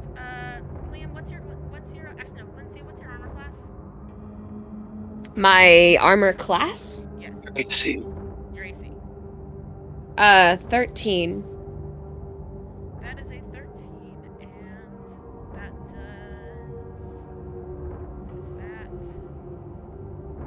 Plus that. And then I need to add. You have a 13? Yeah. Lucky girl. This just barely misses you. As she throws this thing directly at you, you can feel it move just past your head as it lands somewhere behind you that you don't even dare to check. She lets out another screech, this time all three of the arms flailing wildly as she starts to make a charge closer to you two. Are we both going now? Nope, now you're going. It's your turn again. Oh my god. So she is now about 10 feet away from you. She's about 10 or so feet away from you, Glencia. You still have a decent amount of distance, but you should do something fast. And the two lackeys are still right where she left them, sort of just confused and disoriented. Okay, I want to shoot a spell at it. Go ahead and pick a spell. Okay. There is no way in hell Charm Monster is gonna work. Go for it. Seriously? Go for it. Oh my god, yeah, you know what? Let's make friends. Let's do that. If I'm not wrong, you have to cast and they have to beat you with a charisma check. Am I not wrong, Ace? Am I not wrong? I think, yeah, it's a charisma check. So do I just roll a 20? Yep. Roll a 20 plus your charisma modifier. So a 15 plus 2. Yep. And then mine makes a wisdom saving throw of a 10, so that is not a pass. So are you Really? aiming for the mother specifically? The one that's charging at me. The mother, okay. In a very similar sense to Liam, I'm also telling that you just use the bonus action to put out the fire. I'm gonna just assume you put out that fire. Yeah. You just roughly put out the fire, and in a very similar sense to Liam, something clicks in the back of your mind as you raise your hand and cast out Charm Monster. And you can see the mother wolf start to falter, her whole head and body just shaking as she tries to get a grip back on where she is and a grip back on reality. And then suddenly you see all three heads sort of snap into a singular direction, all of them looking straight at you as they raise their head and just goes, Where am I? Ooh, sorry. What the fuck? Make a fucking excuse me? Where am I? Where am I? Where am I? Where am I? Where am I? Glance, what the fuck did you do? I think I just unmonstered the monster. Are you okay? Ah! She just takes a full step back, seeing her arms, and then proceeds to shriek again. It's a very similar shriek to the other one in the sense where a third beast actually does come running. They seem to be attracted to this shout specifically, but she doesn't seem to have any awareness that she's the one causing it.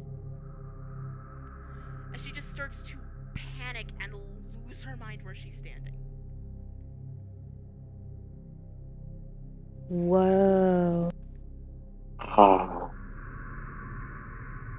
Yeah, Glance, I don't know what you did, but stop doing it. I don't know. Do you think these things were humans once? You think? What do you mean you think? It's a little hard to think when you turn me into a human torch. Hey, you're the one who first turned yourself into the Human Torch. Okay, look, buddy, I have the right to turn myself into a human torch. You do not get to use my light. As you guys are having this argument, she is just very slowly freaking out in where she's standing. Can we try and talk to the monster? That would have to be for the next one's turn. Damn, okay. I do say that you're So is my turn done? Yes, your turn would be, well, you can choose to move, so if you want to move anywhere, now is your chance. I'm going to very slowly back away from the monster. I don't think getting closer would be smart. Alright, I'm gonna have you taking your full movement back. So now, Liam, you're now farther ahead of the monster, right next to it. Yeah. For a very similar move order, I'm just not gonna remove these guys from the move order because it's too much of a hassle. It is said, though, none of these creatures, where they're standing, are actually capable of... Let me double check. Yeah, none of these creatures are actually capable of reaching you guys from their current position. They're all too far back to really take a shot, and all of them seem to have some awareness of this. However, they don't give up as the one on the left starts to flank and jumps on top of the carts and stuff that are just stacked full of tech and other things and such. You watch actually some of the screens of the tech start to falter and waver and start giving error messages. The other leaps and actually moves directly in front of Liam as well. Now both flanking the mother again, who is panicking, but they're not seeming to really bear her any mind, focused almost entirely on you two. Liam, you have your action. Yeah, so I'm gonna cast Fireball again at two spaces in front of the mother, so it should at least hit the mother and the one that's towards the lake. Oh, good thing I backed away from you. Very good thing you backed away. I'm gonna say you're out of range enough where this will not hit you. It's going to actually hit both of these two that are right here in front of you.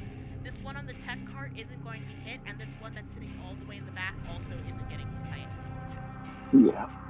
Okay, so it's I'm gonna roll my 8d6. Oh, so yeah. On my 8d6 there. 18. Do you want that to be halved and spread between the two, or 18 each? Yeah, it's up to you. I'm just gonna have Because that it's take your pick. Well, okay, so basically what it says is each creature. Oh, and they have to. Oh, that's right. They have to make their dexterity saving throws. Ah, yes, let us do that quickly. Stop it. Sorry, I'm grabbing. So, if you can't hear the little jingles throughout the stream, my dog ate something bad. He's completely fine, but he's now just sitting on my lap, except he's getting annoyed sitting on my lap while I watch over him. But he's not gonna stop sitting on my lap because I'm a good mother, darn it. And also, are there Yeah. any flammable objects in the area that it was that I cast it in? By the way, Do you actually Not want to me. do that? because the thing is, the fire spreads around corners and ignites flammable objects in the area. Ace, all of the grass is currently dry right now. Mm, Do you want to go that route or not? I will take the knot. Because you can't keep no, setting things on fire! no. Alright, I'm gonna let you not do that. So you're gonna do, alright, so dexterity for the mother is a plus 12. It's a plus 1. Sorry, not 12. She's not that strong. Oof, I'm rolling horribly. Guess that's to your benefit, though. She gets a 5. The other So, creature gets a sit and behave. Sorry. so what is the other? What does the other creature get? It's a plus 1 as well. The other creature gets an 11. Does that beat it? I mean, mm,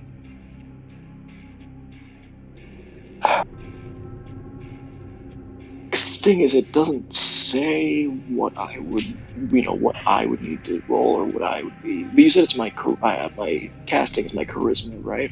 Yes. All right, well, let me just roll charisma. Then. Let's go with that.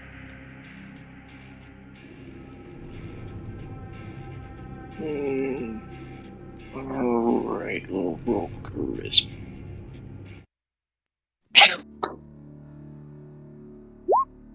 14. Yep, so neither of these creatures pass. So this one to And the right of you, in a very similar fashion, its whole body ignites as though it's been covered in oil and tar. This one particularly ignites in this fashion, just going up like a candle. It screams and starts to claw at itself. And as it does so, you hear a very sickening drip as parts of it start to melt away, revealing something very close to fractured bones underneath as the creature eventually falls to the ground in a pile of bones and burnt tar. The mother, on the other hand, takes a direct hit from the flames as well, and as I do math, because I am not a math genius, if I am not wrong, causing actual damage to a charmed creature does negate the charm, right? That's the wrong way to say it. Yes, it does. Gosh, damn it, Liam. So as the fire hits her, she starts to scream, and that human voice slowly turns back into the blood-curdling cry. You hear running from a distance. Something is definitely coming, but it isn't here yet. So you have some time before it gets there. But as it continues to just cry out, her whole head snaps back and starts to begin shifting rapidly in her body, contorting again as she goes with the monster. Except now she is viscerally enraged, and she is glaring at the two of you as much as she can manage to hold eye contact. Oh, so she's not dead from the fireball. No, she is not dead. That's why I said, damn it, Liam. I believe Using fire. I believe the next turn goes to the mother again. Mother is in range of Liam, correct? Yeah, she is. Yeah. Have fun. Actually, here, I'm gonna be nice and do it this way. No, don't be nice to me. No. Don't have I'm pity gonna on be nice me. for my own reasons. Okay, okay, we're gonna roll with this.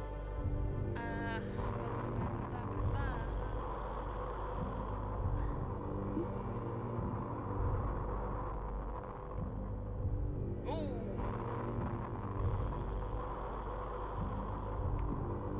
Oh, yeah.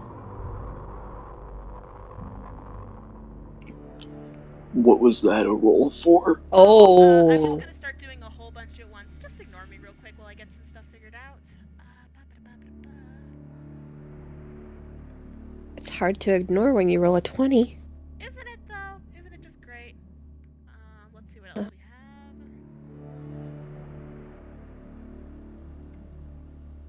Okay, I'm gonna call that pass. And then I get to roll one.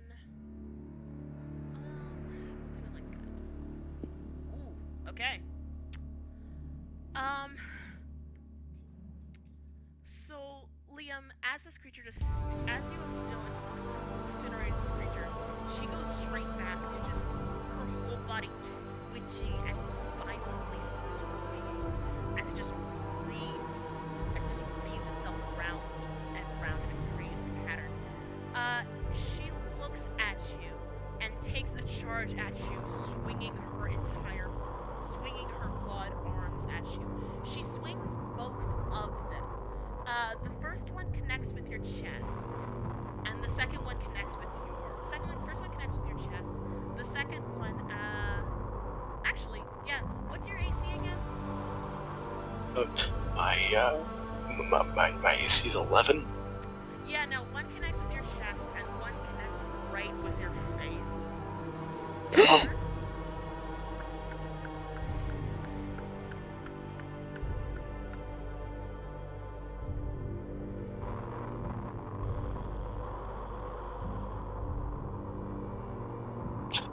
No, I don't like this. I don't like this. Ooh. 5. It takes me down 5 hit points, right? Yep, what are you at? I'm at 8 hit points now. And now? I'm at 6 hit points. As she just takes these absolute swings at you, the first one does claw with your chest, dealing a great deal of damage. The second one doesn't do much to your face, but it gives her enough time to physically climb on top of you and push you to the ground as she starts continuing to try to claw at you.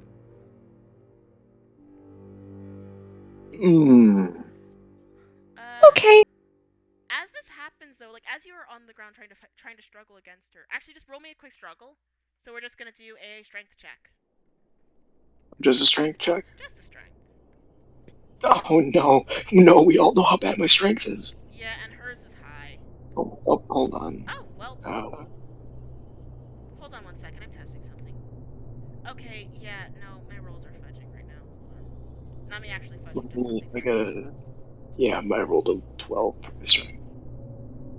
Yeah, no, something's just weird with my rolls. Okay, well, you don't have enough strength to so I'm gonna do this as a contested strength roll where she is now firmly just pinning you to the ground trying to gnash at you, but you're managing not to have her crush you. You're actively pushing her up away from you. As you do so, your hands just become covered in, like, this terrible, grisly substance. You're not sure what it is, but it feels absolutely wretched.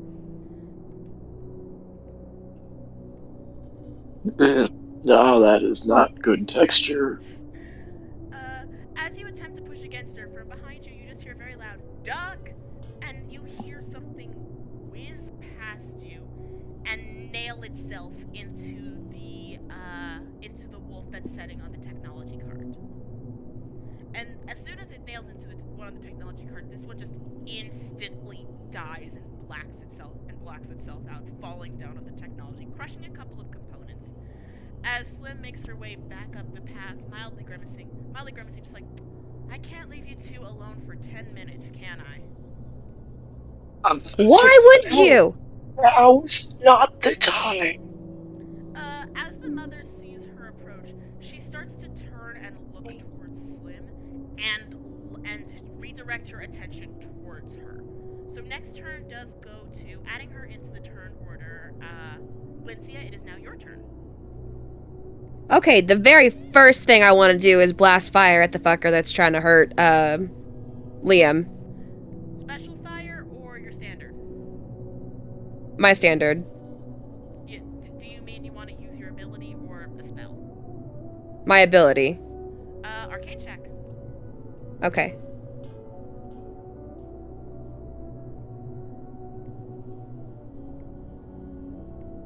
A d20, correct?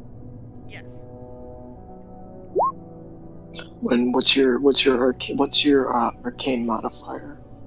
Do. Where do I find that? Under proficiencies. Proficiency. Like It's where acrobatics and all that stuff is.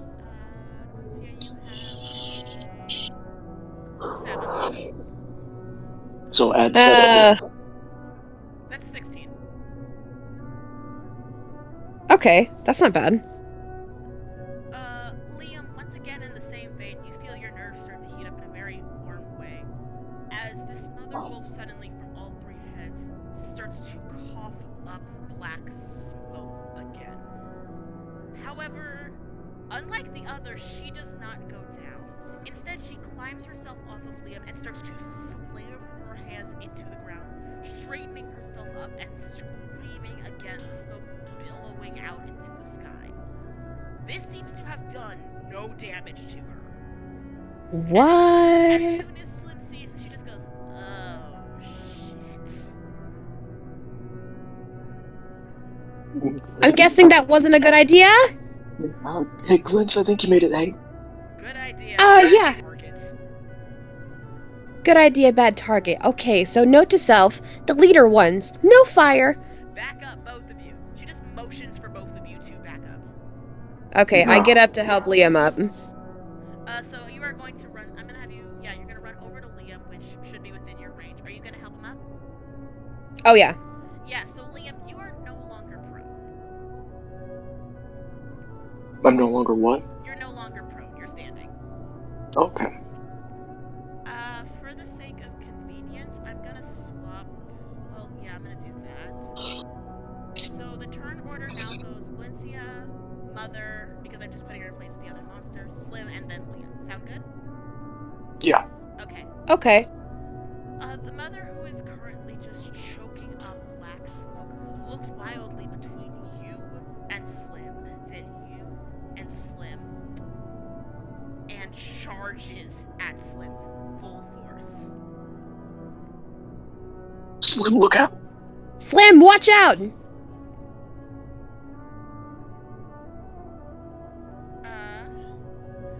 yeah. This creature charges at Slim, and right before it actually gets to her, it plants 2 of its arms on the ground, reaches round, grabs Slim by the head, and slams her head into the ground. Slim does not even have time to react as her head is pummeled into the ground. The monster then just throws Slim a ways away, back towards the other monster, and as she lands, you can see a sizable dent and just gash that is pouring blood in her face. She is not moving. Oh. She's just Liam? laying there motionless. She twitches a bit at the beginning, but just goes dead still. Okay, I want to cast a spell. It It is Liam's turn, actually. What? Wait, hold on. Valencia, All I did was... monster, Liam, Slim. I know, but all I did was throw a fireball and pick up Liam, so don't I have one more action left? So picking up Liam was your bonus action. The bonus action is just a reaction. So whatever your natural reaction is that thing. Damn, because I have a healing elixir. Fuck. Okay. You're fine. He's probably fine. Liam, your turn. What? Fire is not recommended. Most of my spells are fire. You have a gun! I know I have a gun. I don't trust myself with it. Fine, I'll shoot it. Liam, you need to shoot to the heart. Balance yourselves out for a reason. Fine, I'll shoot it. So let me go for a roll on that one, and it's a normal roll, right? Or am I rolling with disadvantage? You have a button to hit for it, so it is just a normal roll. You don't have a disadvantage; it's just a +0. So it's just you can go down to your sheet and click it, or you can just do the roll. 16. That is a shot. Do a d8 for your piercing damage. Alright.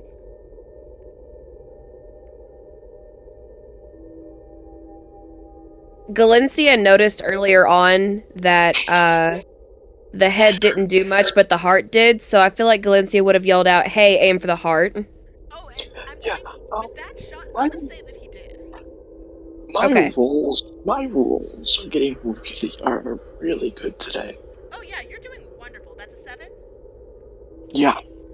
You take a shot towards this creature. Like, you watch what it does to Slim, and just out of pure rage, you just raise the revolver and take a shot at the creature. You hit it straight through the heart, and watch as it visibly stalls for a minute. You see smoke start to pour out of this new hole that you have made in the creature, as the light from the fire that is burning inside of this creature is still fuming outward. And she just slowly stands her way up and turns back at you two. Oh shit. What the hell is gonna kill this thing?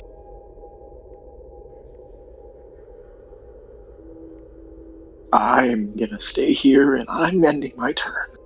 You are gonna stay right there and end your turn. So that does leave Slim's turn. Hey, can I get both of you to roll me a perception? Yeah. Yeah. I shouldn't have We're laughed. gonna give you guys advantage on this. We're gonna say that because of what happened, you're looking directly at her, so take an advantage. Good. I got a Alright, 15. Roll one more time. Just Ace or both of us? You. Me? Why? I got a 15. Yeah, but you're rolling with advantage. You have to roll twice and take the You highest number. You can get higher. Oh. Oh, well, shit. Alright, now my turn. Alright, that is an 11. And a 13. And then Ooh, a 20. Very nice. We doing good. We're doing good. Oh yeah, you both are doing wonderful. so I'm taking that 20 there. You take the 20, Glencia takes the 16. And do I add on any perception points with that? Nope, you don't even need to. You're actively good. Adding anything else would put you Okay. above a 20, and you are already in perfect sight of what's happening. Okay, cool. So as Liam takes a shot through the mother, you see her slowly stalk and turn away from Slim. You see this other monster slowly start to move itself closer to Slim to investigate her, and one of Slim's arms reaches up and grabs the monster by its throat and slams it into the ground next to her. I take it you're kind of okay? I genuinely thought you were dead. You hear gravelly, just heavy breathing, raged noises from Slim as she slowly stands up, dropping the creature that was once in her hand and turning towards you all. You see that most of her right face is gone. It is a bloody, pulped mess. There is no way she should be standing right now. But from that mess, you see the edges of her face slowly begin to heal themselves, encasing the wound. And from every other point of the wound, you see a new eye start to form in a circle around the center of it, all rapidly shifting, looking around, bloodshot, raged. They don't seem to serve a purpose or any real intent as another thing starts to push its way out of this hole in her head. And you see spindly things begin to raise themselves up, twisting and contorting left and right in the way no part of her body should do, as a third arm peels itself out of her head. It is not a normal arm. There is nothing about this that looks correct or properly formed. It is mangled and twisted, broken, gnarled. Every finger on it is elongated, and as the arm continues to tense and twist. Broken bones, elongated bones, start to pierce out from it as it becomes a moving weapon. You watch Slim's body heave up and down in sheer rage as the rest of her body starts to twist, getting larger, tougher, the bones in it cracking as you can hear her body start to grow. And just from her, you hear a very silent, "You fucker!" as she launches herself full towards the mother and latches herself around its upper body, with all three of her arms clawing and ripping this thing to shreds. Whoa! You go! You go! You kill it! That is 9 total points of damage. She is now on the head of this monster, just taking shots at it, gnashing, clawing at it, screaming as she does so, becoming more and more inhuman as she does, looking terrifying in the process. That is technically the end of her turn, though. She is now on top of this monster. It is technically prone, but any shot you take has the added risk of potentially hurting her. So be very Are there careful any- with your shots. Are there any other monsters to get taken care of?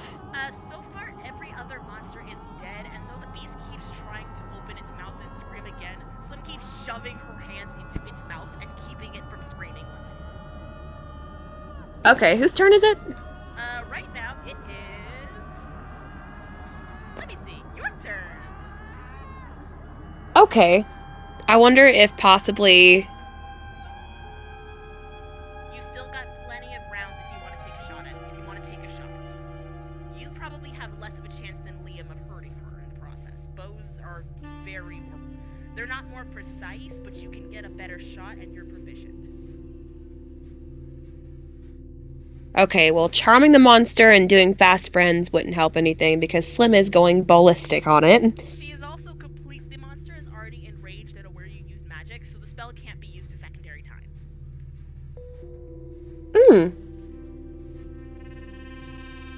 Let's see. No, the only other thing I think I would do is...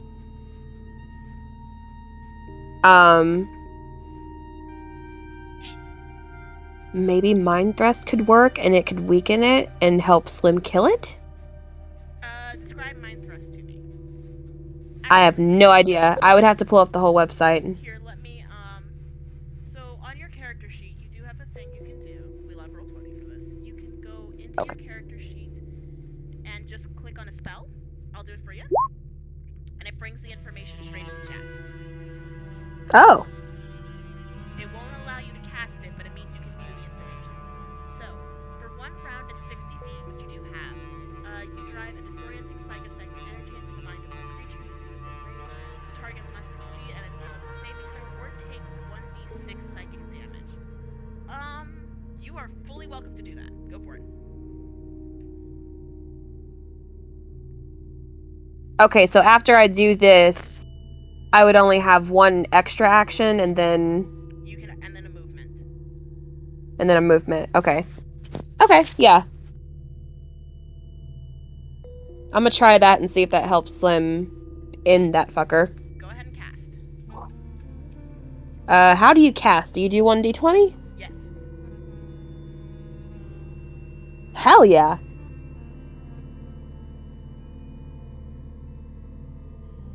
I got an 18. Very nice.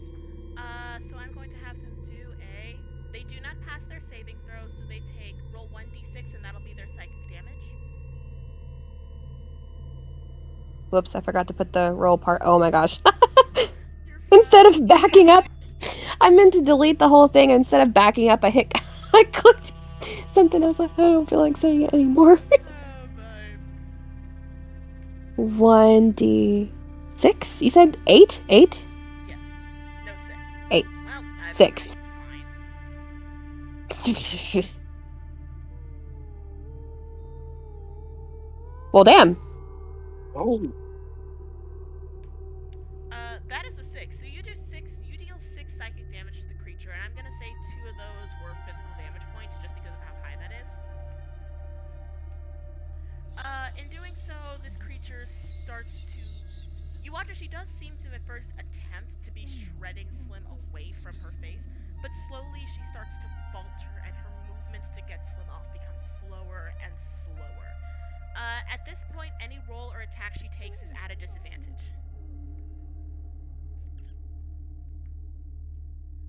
I'm gonna try the crossbow.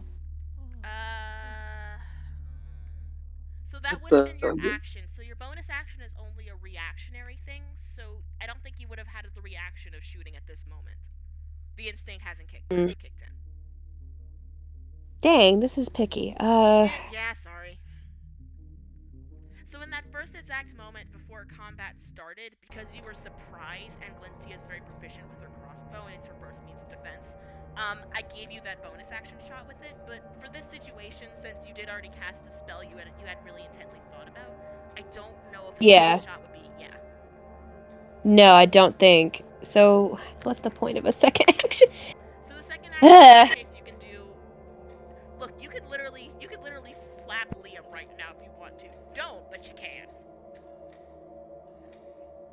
I mean, you never So- did slap them for lighting you on fire.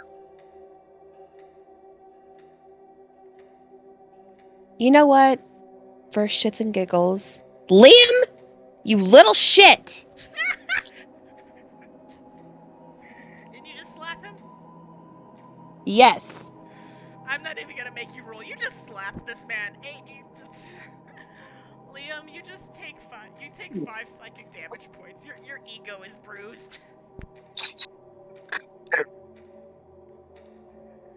I love it. It's a very weak slap, but your ego is still bruised. I was curious. I would, to be honest, Glintia wouldn't slap him too hard because he is kind of, sliced up a little. Yeah, you just get a And very. also, like, her best friend at the moment. Yeah, you get a very sappy little slap on him, but his ego is still bruised from this. Okay, and then the moving away. Glincia's probably gonna back up. You are backing up even farther. So Liam is now standing on his own. Next turn goes to the monster. I like how she just slaps Liam and then backs away. just like, ooh, I don't know if I did that hard enough. So I'm going to do so the monster is going to attempt to get Slim off of her, so she's going to do a roll at a disadvantage. I did that wrong. I did it wrong. Okay, so she gets a 12. Slim in her current state though is yeah. And she gets advantage because I say so. And that is a 19. So the monster isn't actually able to get Slim off of her. So she's sort of just stuck there flailing and pushing against her. There's nothing she can actually do at the moment. So that brings it to my turn, doesn't it? Yes, it does. And am I close enough to get close to the monster? You are not close enough to get near the monster, as the monster is now where Slim is, which is about 20-30 feet from you. You can take a shot at it. Well, no, but what's my movement speed? Your movement speed is 30, so by all intents and measures, you can run at the thing. Yeah, alright, well, I'm gonna use my movement to run right up to it.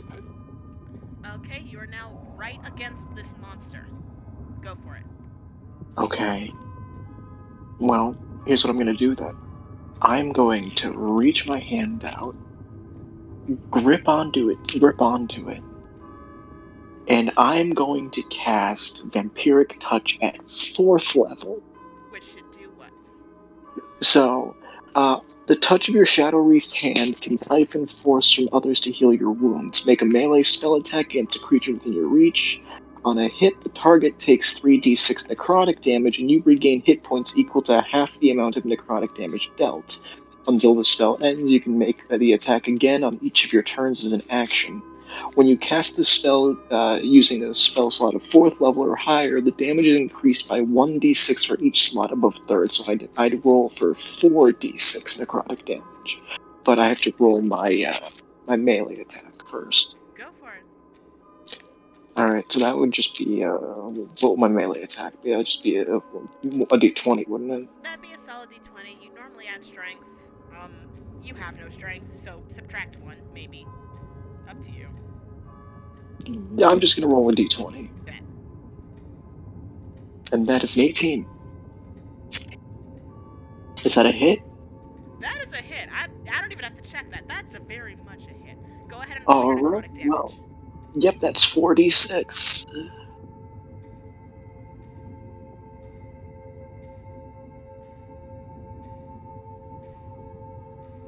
And that is 16, so half that. I also regain 8 hit points.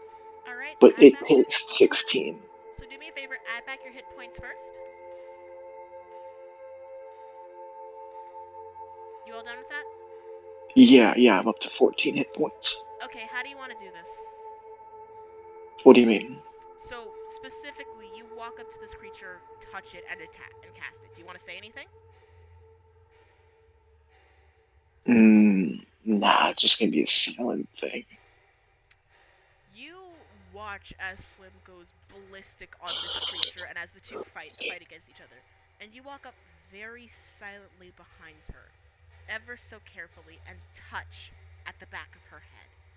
And as you do so, before she can truly react, she attempts to turn her head to look at you, but only one eye can connect with yours before the smoke inside of her starts to slowly fade out, and she drops to the ground. Slim drops on her back with her as the mother starts to just sit there, breathing for a few moments, then going very still. All three of her faces snap back together into one as her body just keels over and lies on the ground, dead.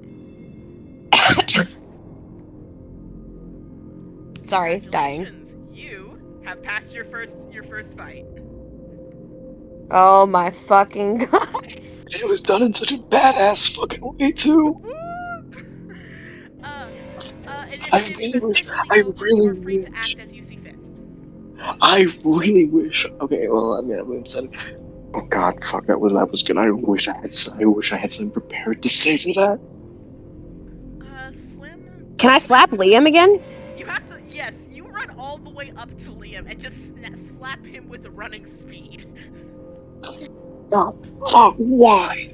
Because I wouldn't have gotten hurt if you didn't catch me on fire. I literally was unscathed. I can't say the same for you, which is probably bad that I slapped you. Sorry. No, don't worry. I healed myself.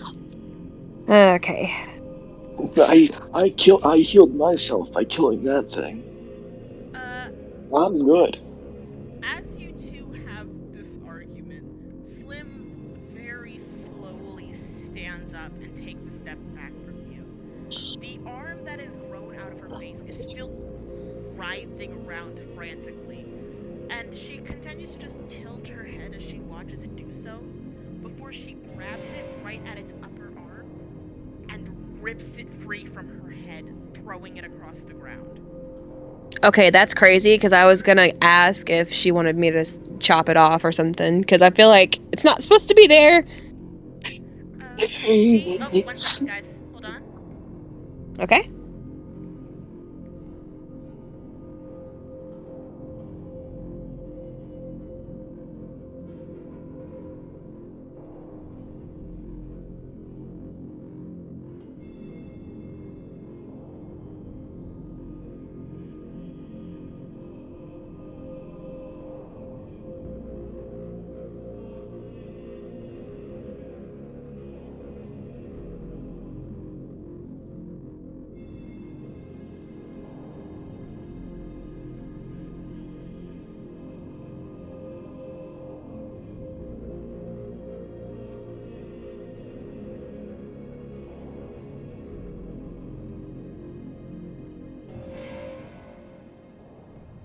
Sorry about that.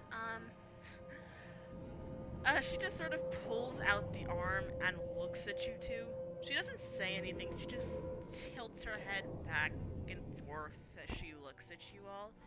And slowly the hole in her head starts to heal itself entirely. All of the abnormalities just falling out onto the ground in a very silent thud. And she just Care to explain what the fuck that was? You need to be a little more specific, Liam. The yarn coming out of your fucking head. Really? You've questions about that and not this. She just points to the beast that is now laying at her feet. Oh no, I had questions about that at first, and then I. I mean, I guess Slim has. Sorry, talking to you about you in third person. Anyway, it seems like you have regenerative properties, not just healing, but growing stuff. She stares at you two for a minute and just groans and goes, "This is so annoying. Why do I have to explain this a second time?" As she pulls a throwing knife out of her pocket, levels it with her right hand, and slides it throughout the entirety of her hand, creating a large gash. And as she does so, a secondary hand starts to slowly peek its way from that point. It's not doing much, and it looks far more normal than the arm she sprouted a minute ago, but the skin on it is new and almost slightly pink and soft, looking like a baby. Hold on.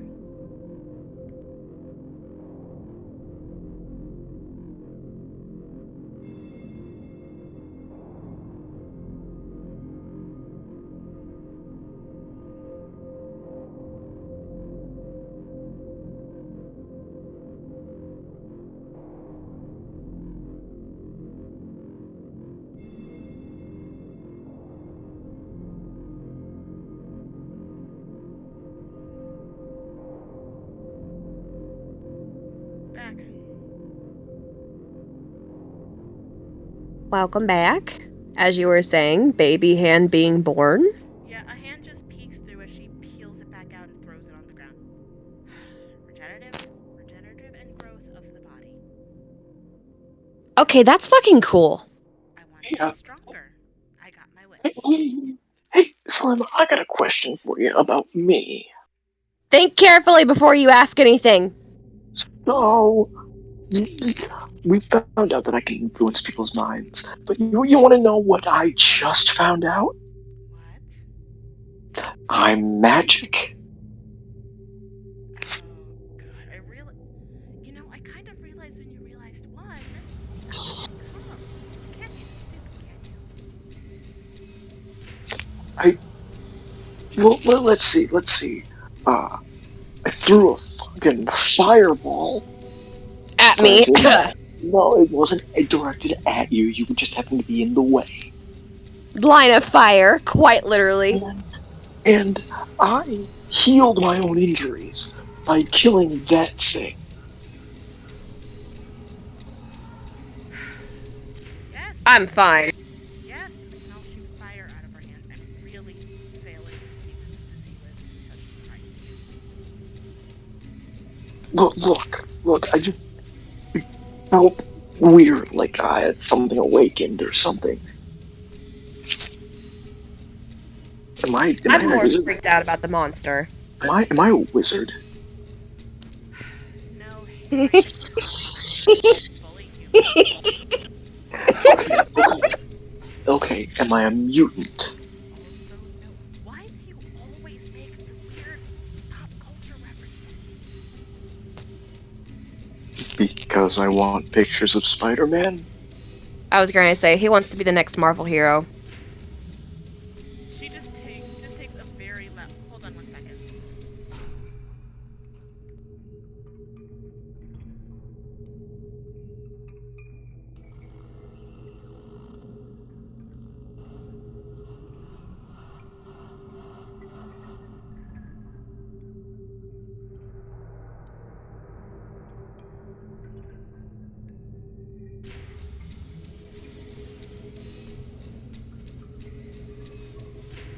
I'm back.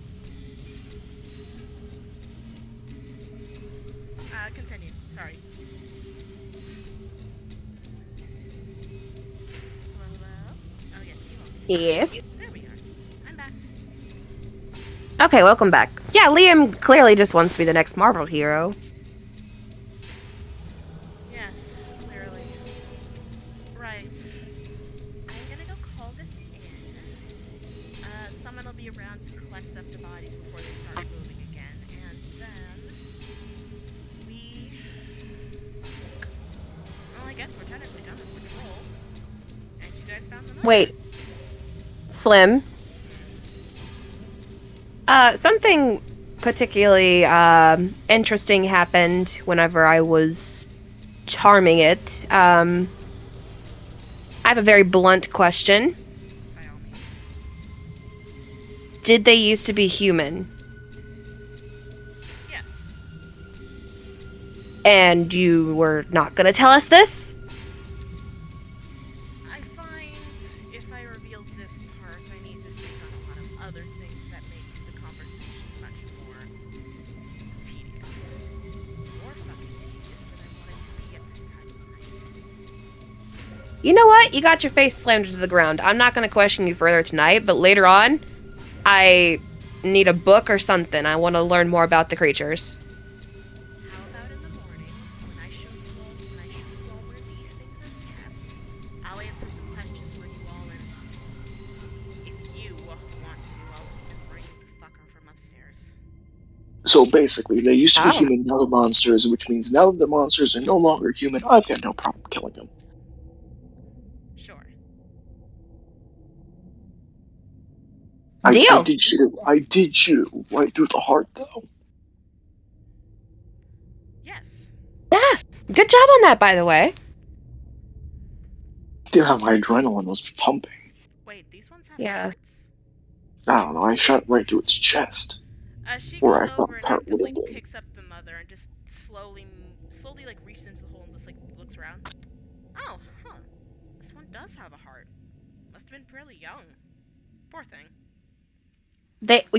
Okay, nope, waiting till the morning. Waiting till the morning. Right. Whew, okay. Right. I'm gonna make a call. I'll tell someone to come by and pick these up. You two okay? Yo, yeah, no, I'm I'm good. I'm more than good. I'm great. My adrenaline is pumping. Great. Wait I out. guess I'm the only one that's technically still injured because someone caught me on fire. It was just your clothing that caught on fire. Well, And you think that's not gonna hurt? You put it out before it could do any damage to you. It hurt my soul, okay? You're my best friend. Why are you doing this to me? Wait, I'm your best friend? You are my best friend. Huh. Don't make me all mushy. Anyways, just maybe we can go back and actually get some fucking sleep. You called it. She Yeah. pulls out her phone and starts to make a call, walking away from you two as she does so. Either of you two want to make a perception check? Sure thing. Yeah, Go for it. I'm gonna make a Actually, you don't even need to make one for this. As you guys sort of like are just sitting there, yeah, I'm not gonna count them. As you guys are just sitting there very calmly looking around, you notice one of the bodies is still twitching slightly and attempting to move. Slim seems to catch this as well, and she just walks over and stamps her foot down on its head before going straight back to her call. Well, Okay, lights out for that thing. so, yeah, Glenn, this is gonna be a great story to tell the others whenever we finally see them again. Yeah, you're a fucking wizard. No, I'm a mutant. I'm the Of next. course, you didn't make that specification. I'm gonna be one of the next X-Men, Glens. Oh my fucking. Okay, yeah, I'll support you in your dream. I am gonna end your turn there, though, and I am gonna end the session. There'll be one more bonus scene after, but that is where I'm gonna wrap up for the night, if everyone's okay with that, since it is getting pretty late and we started late as well. Yes. Yeah. To me. Does that mean next session we could have more diner time? Yes, Oh, next gosh. session will be morning again. It'll be light, bright, and you all will be monster-free and safe. Oh. More drinks. But of course, I like to do bonus scenes where none of the characters can hear it, but it's still happening. Slim walks a good ways away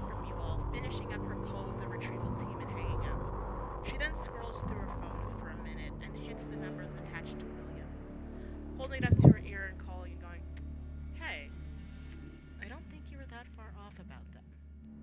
But I think that brings up bigger questions about how far along their progress is.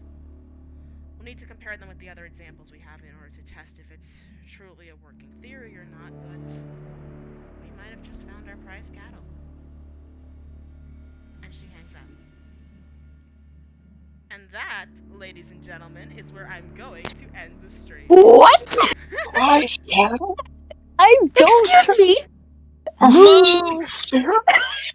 Moo! Yes, moo. Anyway, I am going to end the stream here. It's really late. Thank you all so much for coming in and joining us all today. I had so much fun running my first combat. I had so much fun working with all of you guys. Thank you so much and have a good day. Bye-bye. Bye.